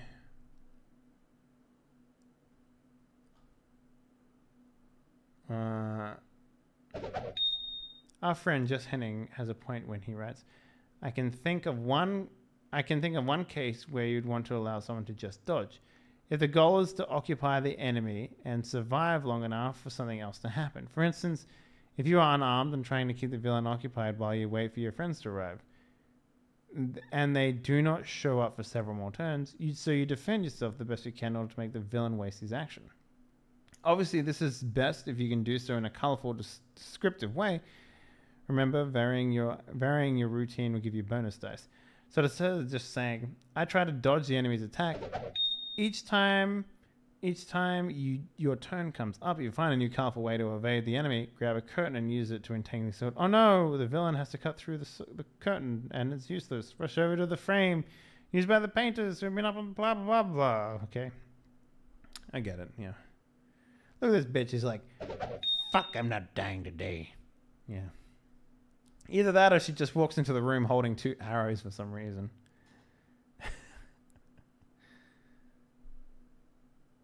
Oh shit, that badass noble woman. I like to imagine she just walks into the room holding 2 arrows like this. She's just like, what up, motherfuckers? Like, I don't know. That just, to me, seems funny, yeah. Actually, see an example. A group of 3 heroes from the Explorer Society discover a villain and 3 brutes trying to steal an ancient Zereth artifact from a ruin on the desert island. Our 3 heroes are Fiona Deongle, a swordsman from Eisenmoor, Heinrich Asbond, a witch hunter for Eisen, and Brand Elkansson, a Skand from... What? Vestenmenevenjergar? Fuck that place. Imagine if that was your fucking street name. Actually, in Poland, that's not far off. But, you know, fuck it. They run into a villain, Sandra Bustillo, and her brutes as they're just about to remove the artifact. A curious gemstone from the eye socket of an inhuman statue. Bustillo sees the 3 of you and shouts at a brute squad, so stop those 3 while I get the eye of Savalas. Dongle. It's on, boys. There's going to be an action sequence, so I want everyone to tell me their approach. I'll be cutting my way to the woman who gave me the scar on my cheek. It sounds like it'd be finesse plus weaponry. Do you have any bonus dice? Yes, I've got my signature item, my shillelagh. It gives me 2 bonus dice if I spend my hero point. My finesse is 4 and my weaponry skill is 4. So that's a total of 10 yo motherfucking dice. This is the first time you use weaponry in the scene, and the scar you're threatening sounds impressive. So you get 2 bonus dice for flair. Remember to spend a hero point for your signature item and tell me how you use your shillelagh. Alright, I'm going to wade into the room swinging my shillelagh at the nearest available skulls. Okay, Heinrich, what's your approach? I draw my broadsword and deal with the vermin who follow the filth known as Sandra Bustello. That sounds like brawn plus weaponry. Your broadsword is a 2-handed weapon. You should use brawn instead of finesse. Do I get flair too? Yes, you get 2 bonus dice. Wait, why does he get 2 bonus dice? I thought flair was 1 bonus dice for the scene. Wait, what does he... Yeah, that's weird. Why does he get 2? I kick a chair at him, forcing him to bring his arms up to protect his face. As I quickly rush behind him and give him a wedgie. I mean, you could probably do that in this game, and it wouldn't be too bad. I have 4 brawn, 3 weapon. Okay, I don't understand why you get 2 bonus dice. I don't understand that. I know you get 1 for flair, but I don't know why you get 2. Yeah, that doesn't make any sense. I don't know why he gets 2. You have 4 brawn and 3 weapon skills, so that means I roll 9 dice. Sounds good, Brad. You're next. I'm very concerned about the villain. I want to make sure she can't harm us. How are you going to do that? What's your approach? I'm not sure. I want to distract Sandra and make sure she focuses on me rather than my 2 sword-capable friends. Sounds like you want to make a panache approach. Yes. Can I use panache plus perform? As in, I'm using my scald training to insult her and get her attention. Yes. Yes, that sounds good. You get 2 bonus dice for flair. How many dice would we be rolling? Why does he get 2? I thought flair was 1. Why are they confusing me? Why are they confusing me?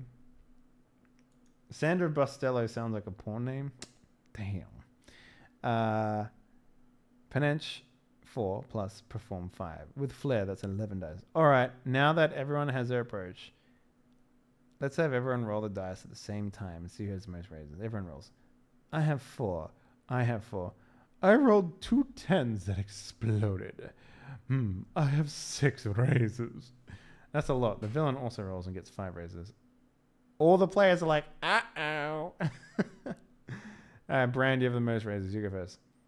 Okay, I say, Bustello, is that what Castellian for? I can't get an honest job.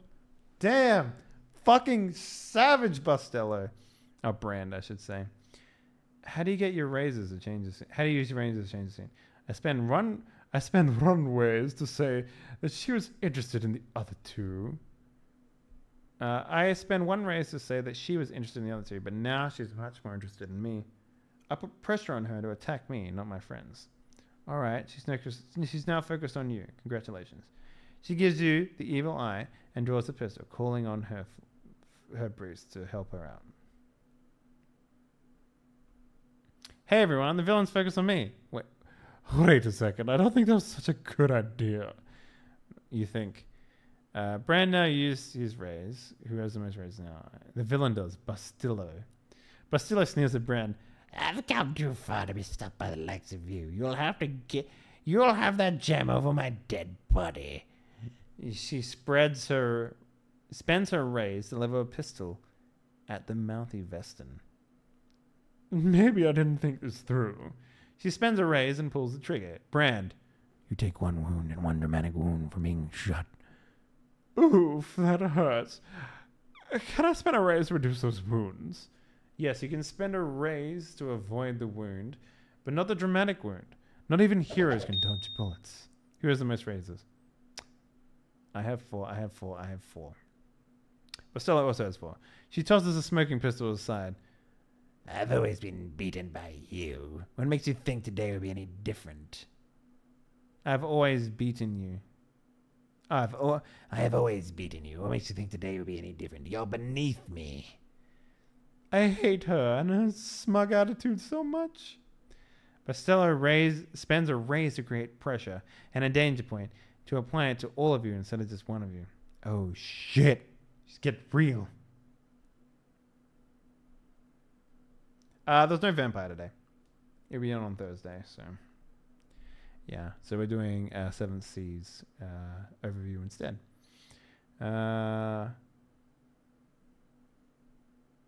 To apply to all of you, so if any of you don't directly face her or her men, you will have to spend an additional raise. All right. Looks like you all have 4 raises. Who wants to go first? I'm going to try to get that artifact. That's changing your approach. You started this round with a perform. Dodging through the brute squads and around the villain trying to murder you sounds more like athletics. And remember, you're under pressure as well. If you don't face her and her men, it'll cost you another raise. So that's a total of 3 raises. 3 raisins.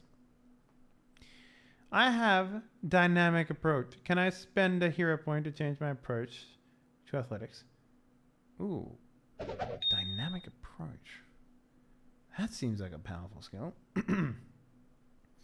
Can I spend a hero point to change my approach to athletics? God damn it. Absolutely. Great. You spend a hero point and change your approach to athletics. Then 2 raises to dodge everyone to get to the eye of syphilis. Syphilis. There we go. That's how you pronounce that, right? Syphilis? Yeah. 2 raises because I'm still under pressure, right? That's right. Okay. I'll do that. Tell me how you do it. I leap quickly, using some of the rubble as cover, and then the guards try and stab me or shoot me. I duck behind a large stone, making my way towards the eye. Bullets ricochet off the stones, and swords clatter as you dodge your way through the magnificent ruby known as the Eye of Syphilis. Okay, who has the most ranges? Dongle and I both have 4. Okay, you should decide who goes first. You're heroes, so this isn't a contest. You're supposed to be working together. You go first, Heinrich. Heinrich maneuver. I'm going to deal with the villain. I use my broadsword and panzer hand to smash my way through the brute squads. You have a duelist style, right? Yes, Eisenfast. I use the slash maneuver, spending 1 raise to cause 3 wounds. 3 wounds. Get fucked, nerd. Is that her weaponry skill? That's right. One of the brute squads gets knocked down. From strength 5 to 2. You smash your way through the brute squad, bashing them with the pommel of your sword, hammering them in the ground, until only 2 of them remain, trembling under your shadow. Okay, Dongle, you have the most raises. You need to go. I'm headed straight for the villain, coming up from behind Bastille. I bash her over the head with my shillelagh. You have a duelist style, if I remember right. You don't have any... Do you have any maneuvers you want to use? Slash is probably here, right? Even if it's blunt weapon. That's right.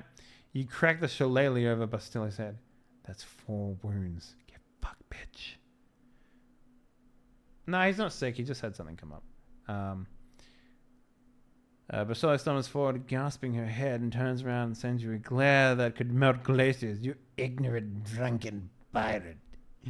Yeah, compliments won't save you, Castellan. Okay, Bastille has 3 raises. Anyone got more than that? We all have 3. Lucky for her. Villains go first on a tie.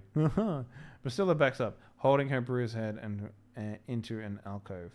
She pulls out another pistol and everyone duck, fires it at a spot in the ceiling in the cave. She spends a raise to make the shot, and you hear an explosion. What did she do? Wait, she spends a raise to make the shot? Oh, okay. Every time you have an action, you need to spend a single raise. That makes sense. What did she do?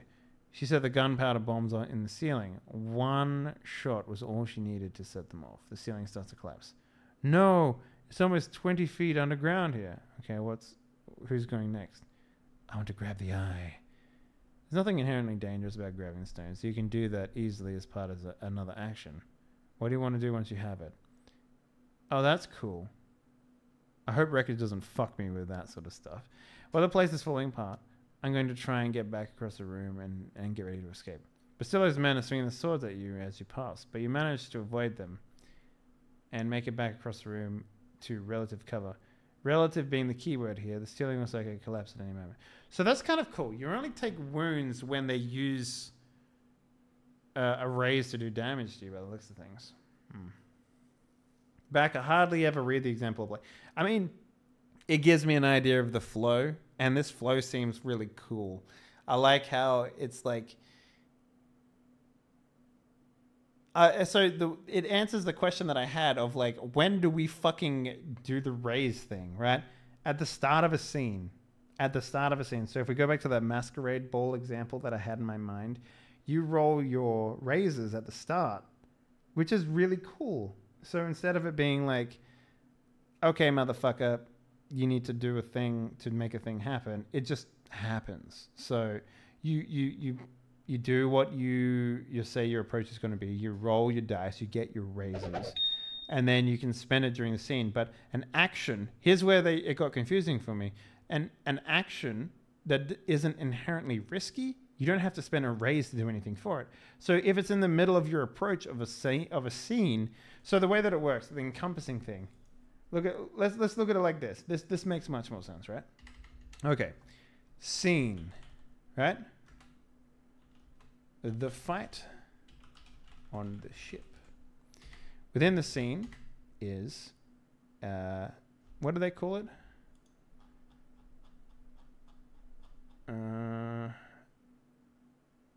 Sequence.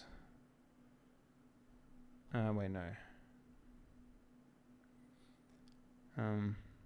Yeah, they call it a sequence. Okay, yeah. Yeah, sequence. So it would go sequence 1. So then everyone would roll approaches, right? So you first get your raises, and then you roll over a turn. And then over a turn you spend your raises. That's right. So there's no rolling in a scene, right? You don't roll for damage. You don't roll for attacking. You don't do any of that shit. So if we then go, right? If we then do this, right? We take this example right here, and we put it in here for the approaches, right? These are all the approaches that we have. So within that sequence, the turn order goes with whoever has the highest raises. So what happens when everyone's spent the raises? The sequence ends. So the sequence is over. And then if the scene, aka the fight on the ship, has not ended, right? The scene of the fight is still happening on the ship. Then everyone rolls into sequence 2. And that's how it works. It's actually really fucking smart. So the only times that you roll are when you like set your approaches. And every single time that you attack or do something outside of your approach for that sequence is when you have to spend additional raises to do it. Unless you have some sort of power, which they mentioned in here. What was it called? Dynamic approach. You can spend a hero point to change your approach from panache to athletics, which is cool. So, you know, yeah, it's kind of cool. I like it. It flows really well, like, because you only have so many raises in a scene. So if you do something you're particularly good at, right? Let's say you're good at sword fighting, right? Then in a scene where you sword fight, you're gonna have a lot more chances to get higher raises. But if you're very bad at like talking to people, which is say a dramatic sequence rather than an awkward sequence, then you won't have as many things. So what are the skills used for? The skills are basically what you add to a. So for example, let's say you want to, in a sequence, you want to do something like, oh, I don't know. You want to do sword fighting, okay? So that would be finesse and, where is it? Brawl, I guess? Wait, is that how that works? Let me read this thing again.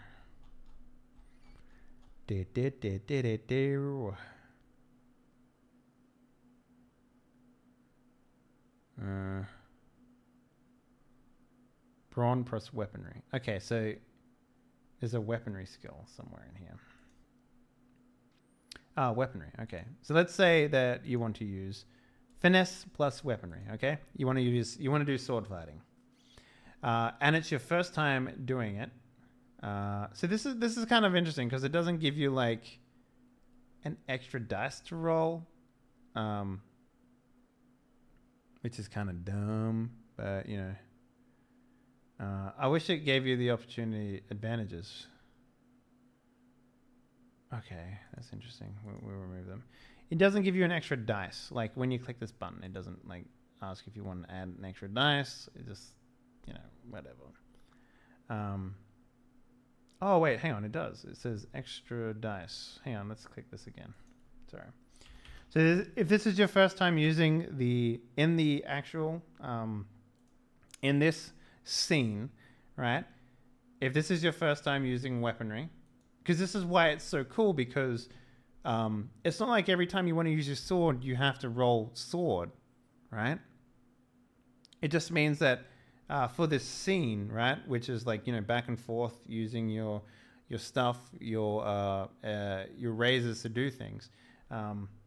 If this is your first time using weaponry for the scene, you just click this extra dice thing here, right? And then you can click weaponry. All right, cool. All right, it adds an extra bonus die here. So if we were to have this particular scene happen, right, that's one right there for a 10. And 6 plus 4 is another one.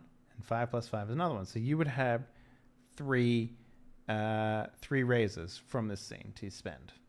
So that's kind of cool. I don't know why you'd get 2 bonus die for that, but, you know, it is what it is. So who knows?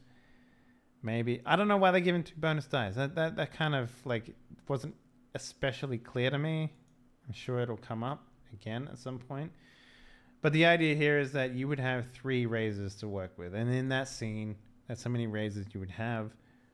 And then when everyone's ran out of raises, that's just how that works. But if we can keep... Sorry for the questions. It's okay. That's what we're here for. So let's keep going. All right, where is it?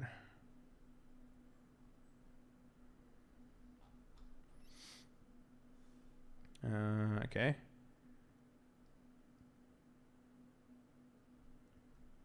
While they're distracted trying to stop Bran, I came from maneuver.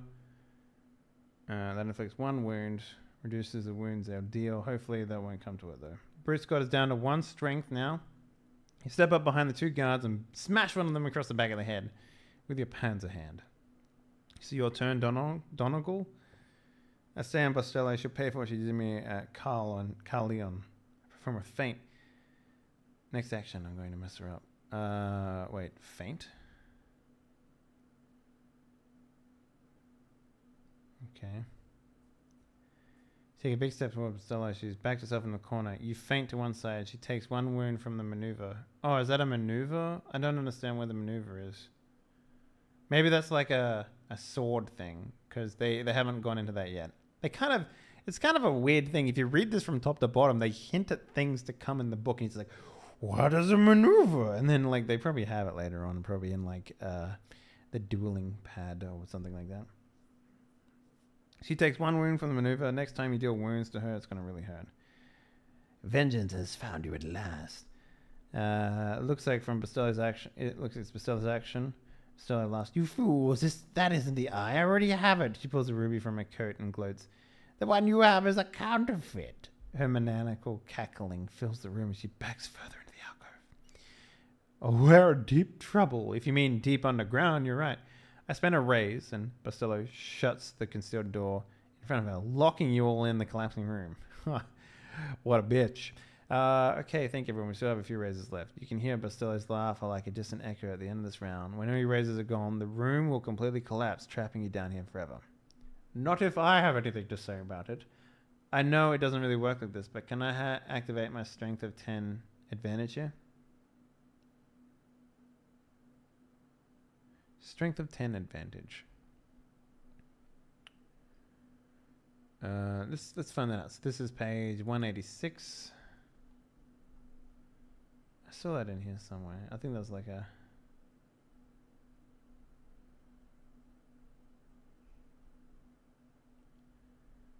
somewhere.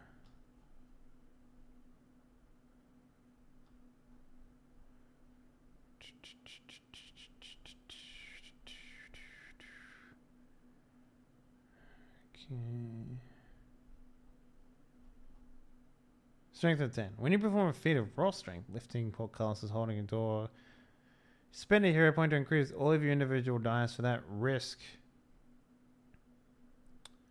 By using your brawn and resolve, whatever is greater. For example, if you're trying to keep a crumbling wall from collapsing, spend a hero point to increase the number on each of your individual dice by your brawn skill. To increase the number on each of your individual dice by your brawn score. Wow, that's really strong. So that basically means that if you rolled a 5 and your brawn skill is 5, you can make that a 10. Ugh, that's kind of gross. So 186. How do they use it in this instance?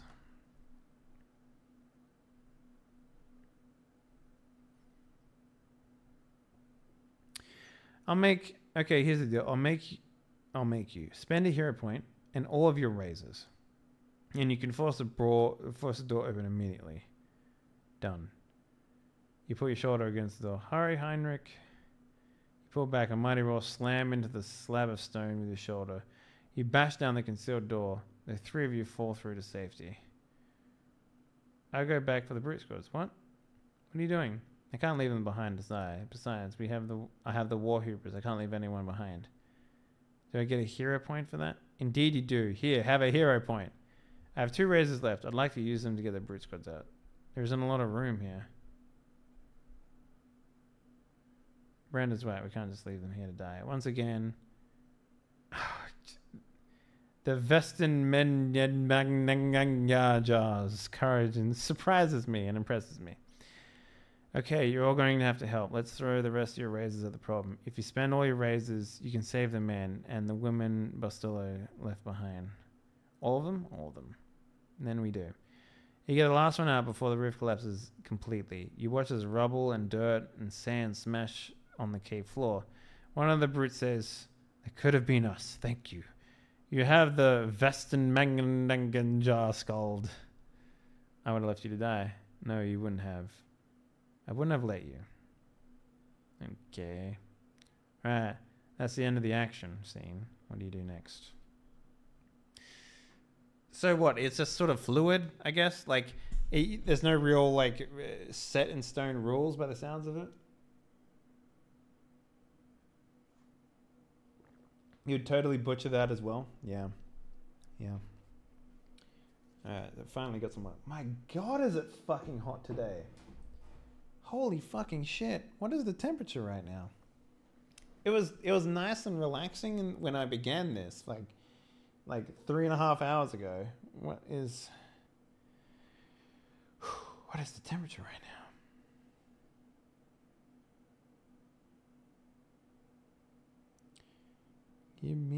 It's 34 fucking degrees right now. Ugh, gross. I'm gonna have to go turn on the aircon in a second here. If an action sequence or rush of furious activity that only lasts a few seconds, a dramatic sequence is the exact opposite. When deciding what type of scene you wish to use, ask yourself if the scene's importance comes from immediate physical danger or building tension. An action sequence is a rough and tumble encounter with a bunch of brutes, but a dramatic sequence covers a few hours. A party. An action sequence is running across a burning rooftop, fighting assassins as you go, but a dramatic sequence is sneaking through a darkened corridors of a villain's castle, looking for a particular locked treasure chest. Oh, this is so cool. They have different types of ways of dealing with these things. An interrogation by the city's watch is dramatic sequence. Gathering information at a high society gala is dramatic sequence. Infiltrating a secure building without being discovered is a dramatic scene. Dramatic sequences tend to move slower than action sequences. Heroes usually have more time to make decisions, but those decisions are just as important as an action sequence. Action or drama. The biggest difference between action scenes and a dramatic scenes is their pacing. Action scenes is dangerous because you could get shot, stabbed, or burned alive. Your adrenaline is running high. A dramatic scene is dangerous because you need to make decisions on what you say, who you trust, how you spend your resources, and what is important to you. Action scenes are fast-paced and instinctive. Dramatic scenes are tense and cerebral. The difference between the two is not just that one scene is fast, the other is slow, the pacing often changes because the stakes are different. When you shift from a scene sword fighting against a villain to a scene wooing a potential consort, there's still tension and risk of failure, just takes a different form. It is possible for a dramatic scene to turn into an action scene and vice versa. If you're sneaking into a restricted building, it's probably a dramatic scene. If you're then discovered by the guards, it becomes an action scene. If you're dueling a famous pirate captain, it is an action scene. If you both decide to negotiate, even if it's still at sword point, it's a dramatic scene. Oh, that's cool. The risk in a dramatic scene is the long-form gambit with the long-form consequences. You arrive at the gala wearing a mask to hide your identity. You refuse to answer the city guards' watch questions about what exactly you were last night and when that warehouse went up in flames. You slink through an open window to infiltrate the embassy in the dead of night. Each beat is a few minutes, long enough to accompany a small goal. You sneak into the Count's private study without anyone noticing, or you uncover a piece of information. Step 1 approach. The GM tells each player what circumstance of the sequence are in general terms and what they can expect.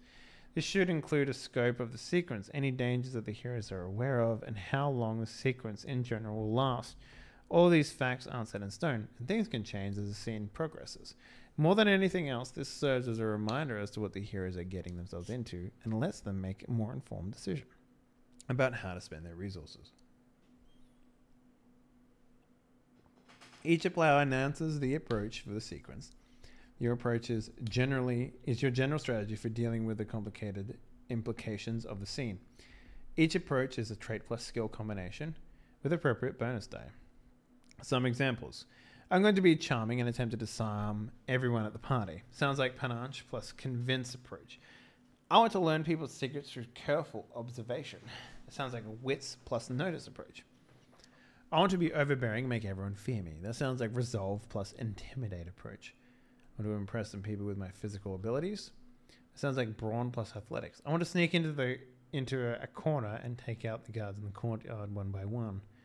Sounds like finesse plus hide. It's like normal risks. All players gather dice from traits, skills, and elsewhere. Roll and raises. All players roll at the same time and count their raises. All players tell the GM what they rolled. The GM narrates the sequence, describing details, presenting challenges and circumstances. Heroes spend their raises to overcome challenges, accomplish goals, or to take action to change their circumstances. There's no strict sequence of events or actions in a dramatic sequence. Things are much more fluid and malleable than in procedural or direct action sequences. Players spend raises to take actions, take advantage of opportunities and avoid consequences, just like in an action example. A powerful noble invites the heroes to a party. This is a good thing because the heroes are trying to figure out which of the city's nobles is hiring thugs to abscond with cargo off the docks. Seems like this party would be a great opportunity to find out who that noble is. When the heroes arrive at the party, the GM says, "This is a dramatic scene. Everyone announce your approach and I'll tell you what trait skills to use." All the players make their decisions, but let's focus on Mary. Mary, playing Montague Courtier, decides that she wants to gather information by flirting with the party attendees. The GM tells her that sounds like panache plus tempt, plus any bonuses you may have. Mary rolls 9 dice and gets 5 raises. How is she rolling fucking 9? That's crazy. She must have a really good character. That's how many raises she can use during the dramatic sequence. Later at the party, Mary's hero meets with a powerful noble who also happens to control the guards down on the docks. If she spends some time talking to them at the end of the conversation.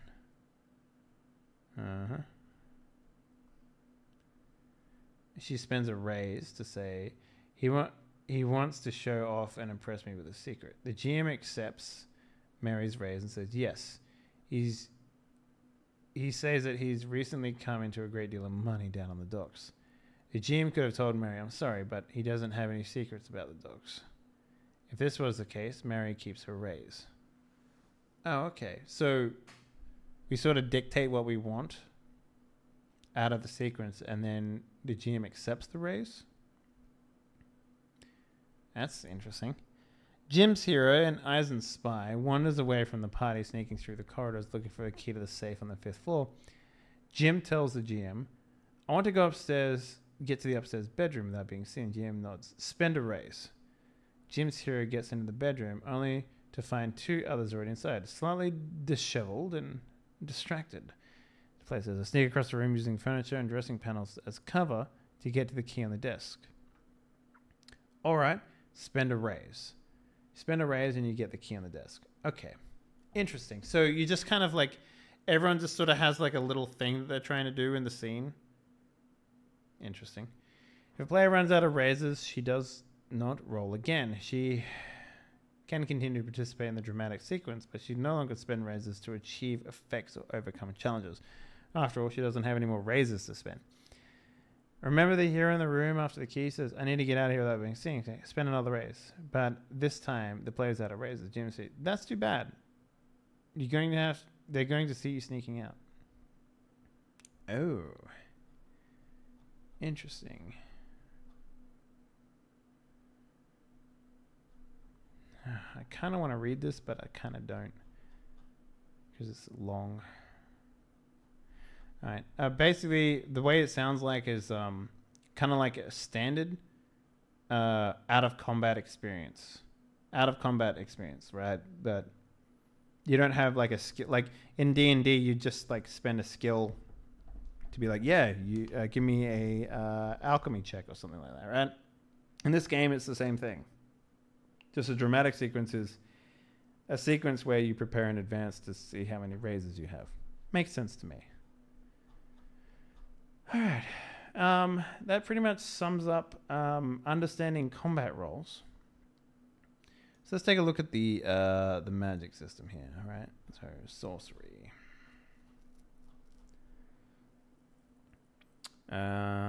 Sorcery is a catchphrase for supernatural ability that many Theans possess, ranging from Porte in Montague to Mexican Touch in Ursa, blah, blah, blah.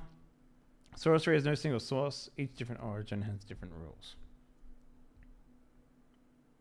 I'm not... I'm not sure how we're going to do this. I think we're going to just use the spells that are in here. I don't actually know. Like this is the one area of the game that I can't particularly say too much about because I'm pretty sure Wreckage has a plan for this. Well, because here's the thing. We're going to be making our own nationalities and stuff. So maybe we'll just tie sorcery to the nationalities that we make. That would be the easiest way because then we don't have to change the sorceries, right? They just be the way that they are in the book. So each time you purchase a sorcery advantage, you learn the recipe for 1 major unguent and 2 minor unguents. There are 7 known major unguents and 13 known minor unguents. Neither number is a coincidence. Neither number is an accident. Unguents have ingredients such as blood from a corpse, eyeballs plucked from a dead body, or a severed tongue from a recently departed. Some also require herbs and venom for natural or supernatural or natural or unnatural creatures or everyday objects such as water and wine that have been blessed by a priest. Okay. Oh, that's Hexenwreck. So that's Hexenwreck is like ghost shit. Let's take a look here. What else do we have? Okay, so there's Knights of Avalon. Okay, so these just give you like a breakdown. You're not a reincarnation of these famous characters, but are simply next to hold their mantle. You are literally an embodiment of a knight's spirit. When you acquire this sorcery advantage, select a knight. You are the only living embodiment of that knight, and your embodiment connects you to 2 traits, 1 major and 1 minor, and offer magical effects called glamours. First time your hero takes the sorcery advantage, you choose a major glamour and 2 minor glamours connected with the traits your knight embodies. Interesting. Okay, so, I mean, each of these things have, like, different types of stats. And I'm guessing you spend hero points to get this. I think Avalon is the British of the 7 Seas. Yeah, kind of looks like it, yeah. Lucio is chosen to be the new Dustin the outsider. She looks at his glamours and sees a major trait in brawn, and his minor trait is wits. Lucia chooses her first 3 glamours: petty luck, minor luck, arrow catch, minor wits, and strongest there is, major brawn. The next time she takes a sorcery advantage, she can increase the ranks of the glamour she already has, or get 2 new minor glamours and a new major glamour. Interesting. Next time she takes this sorcery advantage. Did the story say how we get advantages? Oh, equal to their cost. 1 point advantage. Okay, so that's cool. So, okay, that's cool. All right, so you still need a story to get more sorceries. That makes sense. Okay. Mother's touch. You meet Mariska because she sought you out wanting to learn a lesson. Maybe it's because you had to be kind to a poor woman, or how to be humble when you acquire the sorcery advantage of Matsuka. Has given you a lesson to learn. These lessons include supernatural gifts and restriction. Each lesson is 2 parts. The lesson includes a supernatural power you can use by spending a hero point. This will limit on your behavior, so as long as you maintain your restriction, you can use the lesson's gift. Restriction also includes a price you must pay when you break the restriction. When you build a lesson, you gain 2 gifts and 1 restriction. Each time you purchase the sorcery advantage, you gain an additional 2 gifts and 1 new restriction.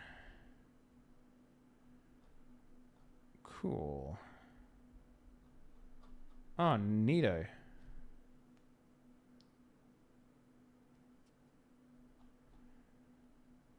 Okay.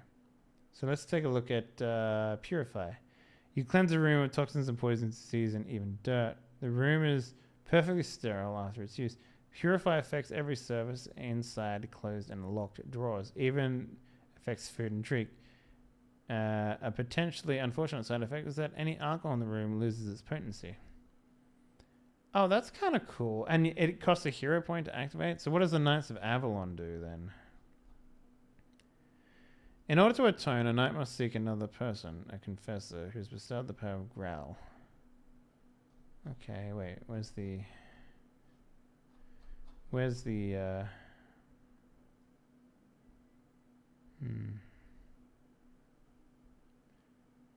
Oh, okay.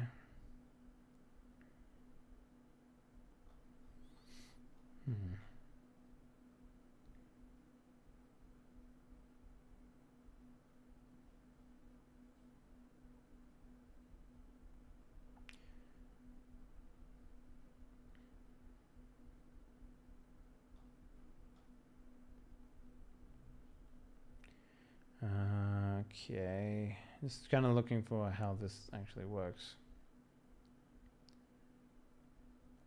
Okay. Kenhelm, the Keen. Kenhelm owned his name for both his blade and his mind. The stories say that there was a knight, no knight quicker of wit or of blade than Kenhelm. Stories of Kenhelm often begin with his tongue getting into a precarious situation and his blade carving the problem to pieces. So what do the major and minor traits do then? In fact, when I smell nice, repair riddles and blah, blah, blah.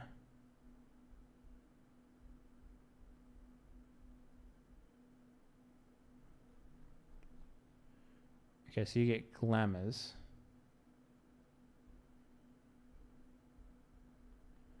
After you make a risk using your minor trait, you can replace any 1 die with a die whose value is equal to +1 in the ranks you have in this glamour. Oh, I see. So you pick a trait.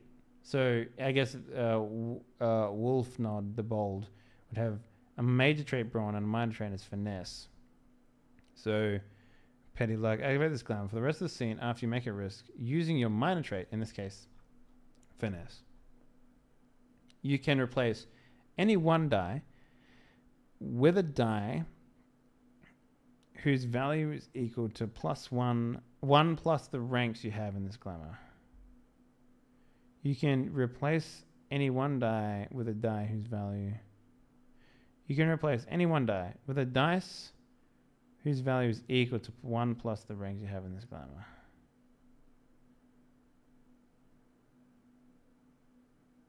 So what, like at the start it'd be 2?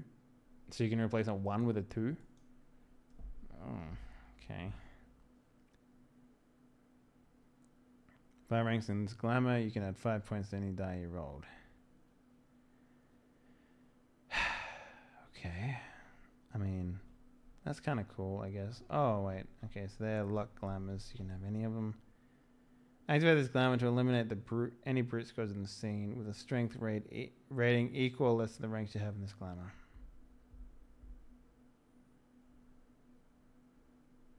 Okay. That's kind of interesting. Okay, what's Porte? Blood?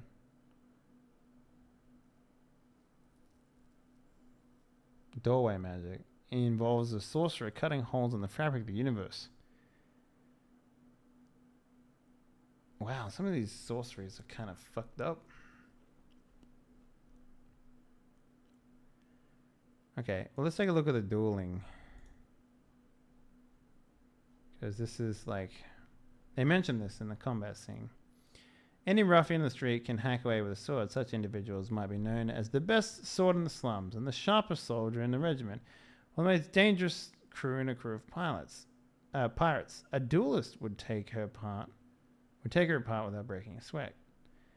A duelist is an individual who attended a duelist academy studying under the swordsmaster to learn the secrets of his style. Upon graduation, he is inducted into the duelist guild and granted a small steel pin in the shape of a triskelion as a symbol of his membership. Members of the duelist guild have the exclusive right to initiate duels. The wording of the previous sentence is very important. As a member of the duelist guild, he has the right to initiate duels, but any man has the right to defend himself. Duelists are expected to wear the pin somewhere on their person, but not always openly. A duelist who wants to avoid attention may wear the pin on the underside of his lapel, where it can be shown to a would-be opponent with a simple motion. Interesting. I like that. That's kind of cool. When you purchase a Duelist Academy Advantage, you learn a dueling style. Learning a style is always requires a swordmaster, someone who has mastered the style and agrees to pass on its method to you. As such, in order to purchase an advantage, you must find someone who knows the style you wish to learn and convince her to teach you, usually but not always directly a part of your story.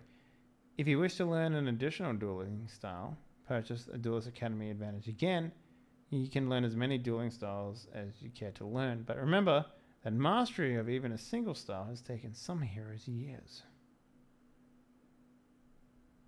Do we get insult sword fighting? Yeah, that's called a dramatic scene. Maneuvers. Any attending a Duelist Academy grants access to all maneuvers. So there was one in here which is called feint. Posturing and positioning yourself in a way that looks that your opponent drops his guard or tries to block an attack that never comes. When you perform a feint, you deal 1 wound. If your target is injured again this way, this offers an additional wound. Okay. Huh.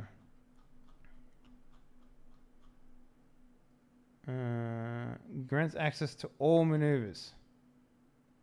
Specific ways to wield a weapon that stay consistent across all styles. In addition, these maneuvers, a duelist gains access to a style bonus, a unique advantage based on his training. To perform a maneuver, spend a raise on your action. A duelist can perform 1 and only 1 maneuver on each of his actions, i.e., a duelist cannot spend 2 raises to declare that he is a slashing and parrying as part of a single action. A duelist can still spend multiple raises to perform multiple maneuvers within an action sequence as separate actions. Okay, cool. That's interesting. Alright, so dueling styles.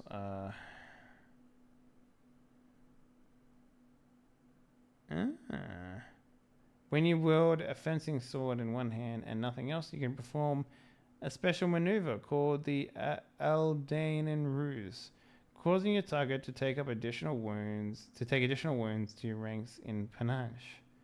Next time he takes wounds this round, you can only perform the Aldainen Ruse once per round.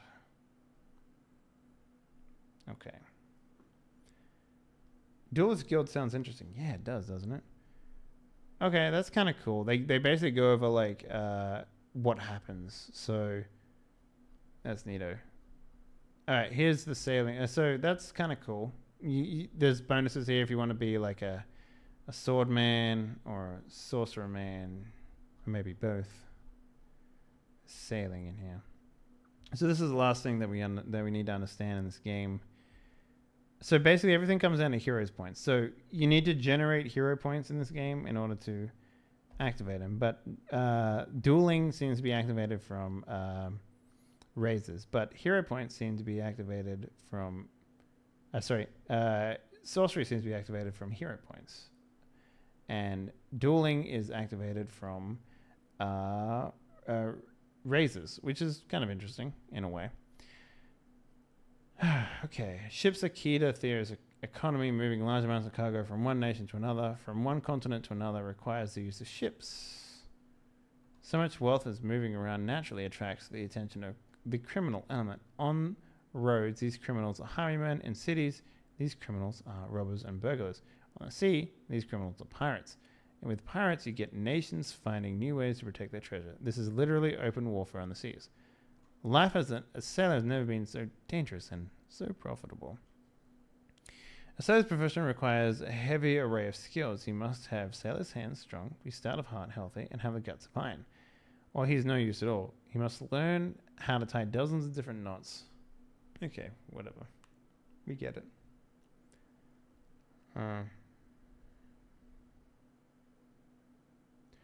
Okay. Well, maybe we should read this. Any skill does not have, he steps on the board. He learns quickly. Many apprentice sailors begin voyaging knowing next to nothing, having spent their entire lives in one village. They join a ship, spend months at sea, they return completely changed. Sailors usually learn to read while at sea. There's little else to do, and the wind won't kick up. When the wind won't kick up. Sea whales and dolphins, in addition to less admirable sea creatures, visit foreign ports, experience foreign cultures, learn new languages, learn mathematics, survive starvation and disease, build their strength and resolve, misplace their money in Jenny's warm bed, and return to the sea to earn back the money they lost. Unfortunately, the romantic life of sailor also has some very unromantic aspects. Any ship that sets sail risks returning only with a portion of its crew. The rest is lost to disease, violence, storm, starvation, thirst, neglect, or accident. A sailor divides his day into 3 8-hour watches. First watch, sailor is on full duty. Second watch, light duty, personal time.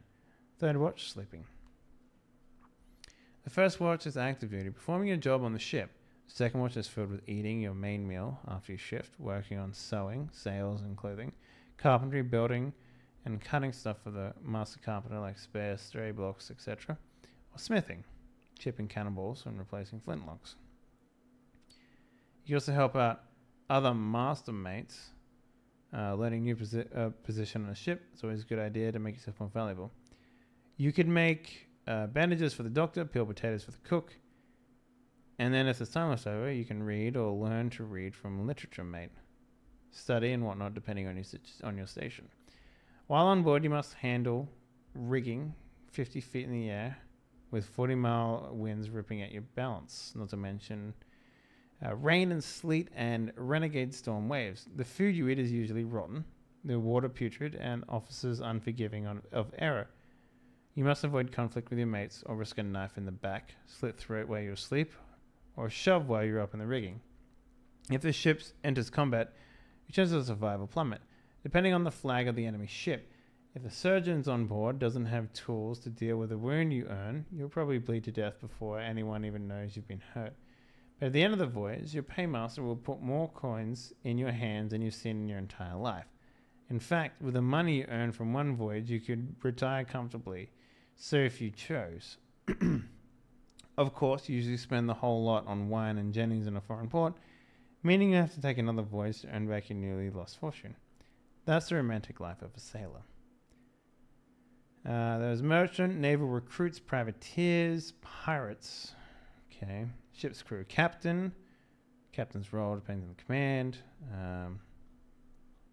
Master gunner. The master gunner, or simply gunner, maintains and repairs cannons on the ship. There's gunner's mate, there's powder's monkey. Cool. The ship's master, boatswain, surgeon, midshipman, master mariner, able seaman, and ordinary seaman. Man, to be an ordinary seaman. Do we get our own ship? I don't know. Wreckage has the idea and plan right now, so, you know, there's that. We'll find more next Wednesday when the game will actually be live for the first time. So I will have to make some overlays before then, but it shouldn't be a problem. Superstitions. Sailor life is filled with superstitions, most of which has a bit of fact hidden within it somewhere. Listed below are just a handful of thousands of superstitions that haunt a sailor's every waking moment. Some of these are just legends, stories spun by old salty dogs to haze new bloods. Some are simply sea lore, easy rhymes and tricks that are useful for a sea life on the waves. However, others, however, almost certainly true and terrifying. Cool. That's cool. There's some interesting things in here. There's different classes of ship, which is kind of cool. Ship history, origins. Wow, there's a lot in here about this. How many pages do we have?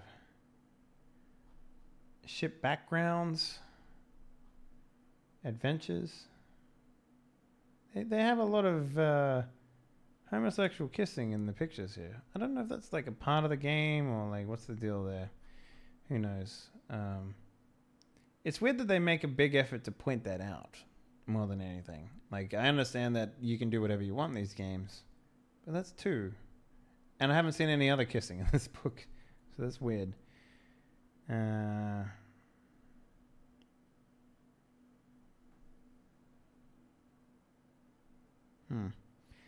Show and Marry Life, Adventure.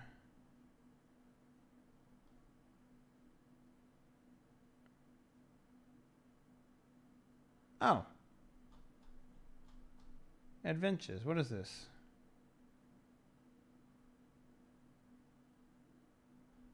Okay. Okay. Ship backgrounds. Interesting. First time you ship your crew. You just got blades in the dark. I'm not a big fan of that game. It's too like... Yeah, I know. It's two chicks. Two ladies right there.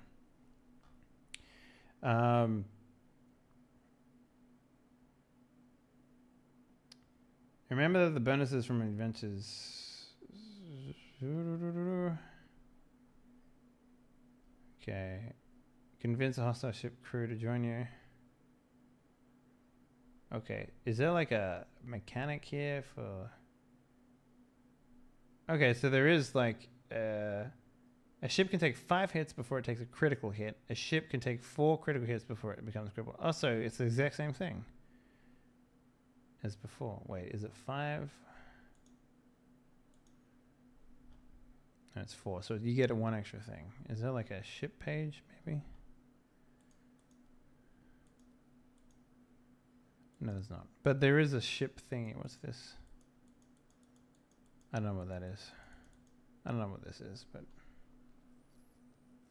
is this how many hero points you have?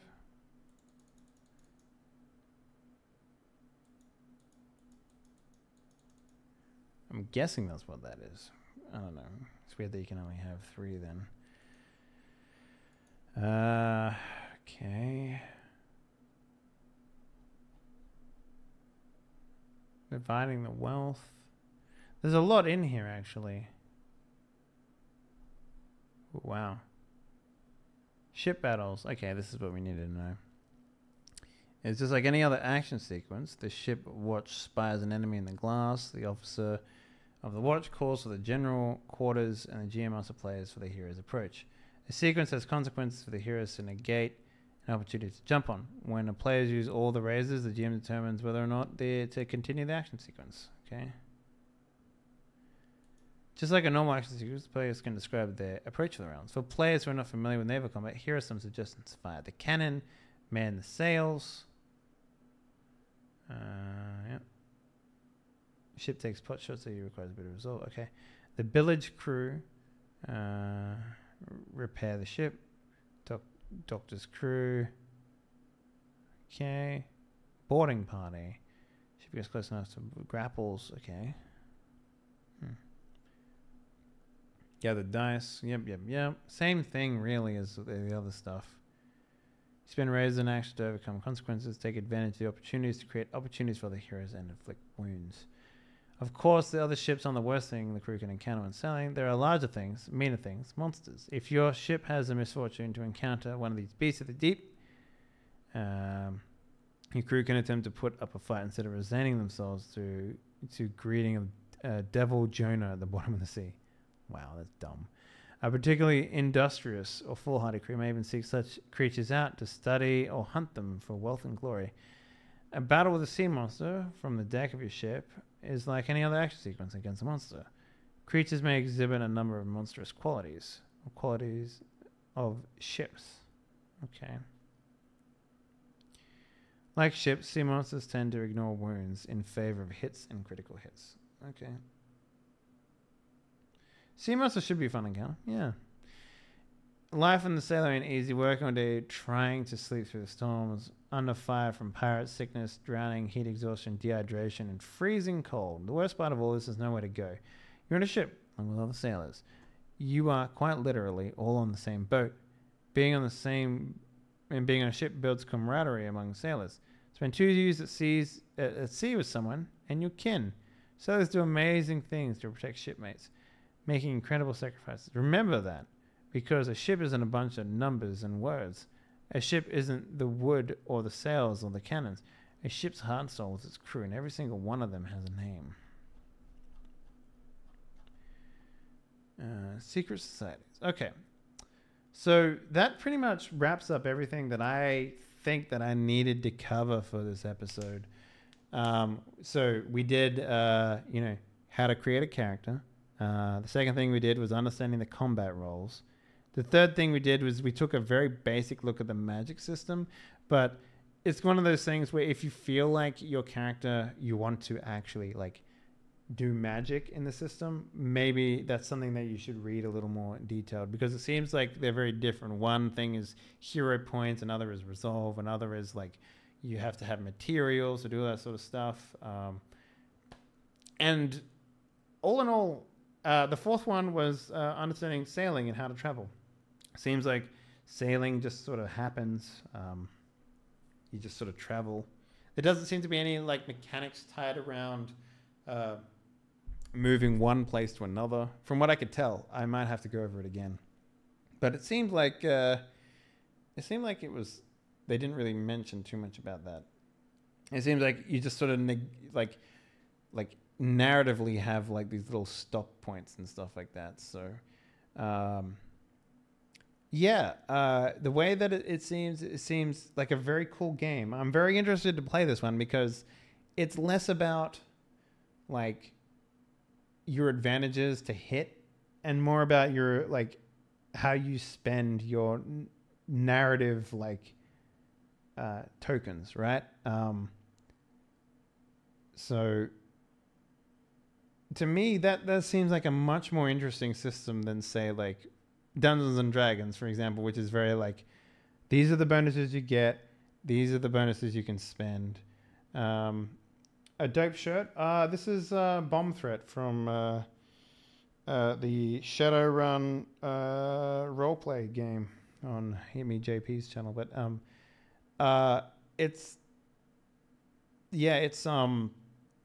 a very interesting system. I like it a lot. I think it has a lot of functionality in that. I especially really enjoy the stories aspect of like leveling your character, because XP expenditures have always been like really strange. I know that in Mouse Guard we completely like there isn't XP expenditures whatsoever, and in something like Cyberpunk you just get XP to spend whenever you want to do something. But in this one it seems like you actually have to go out of your way to like find a mechanic and stuff like that. The system is great. I like it. I got a lot more out of this than what I thought I would get out of it when I started it.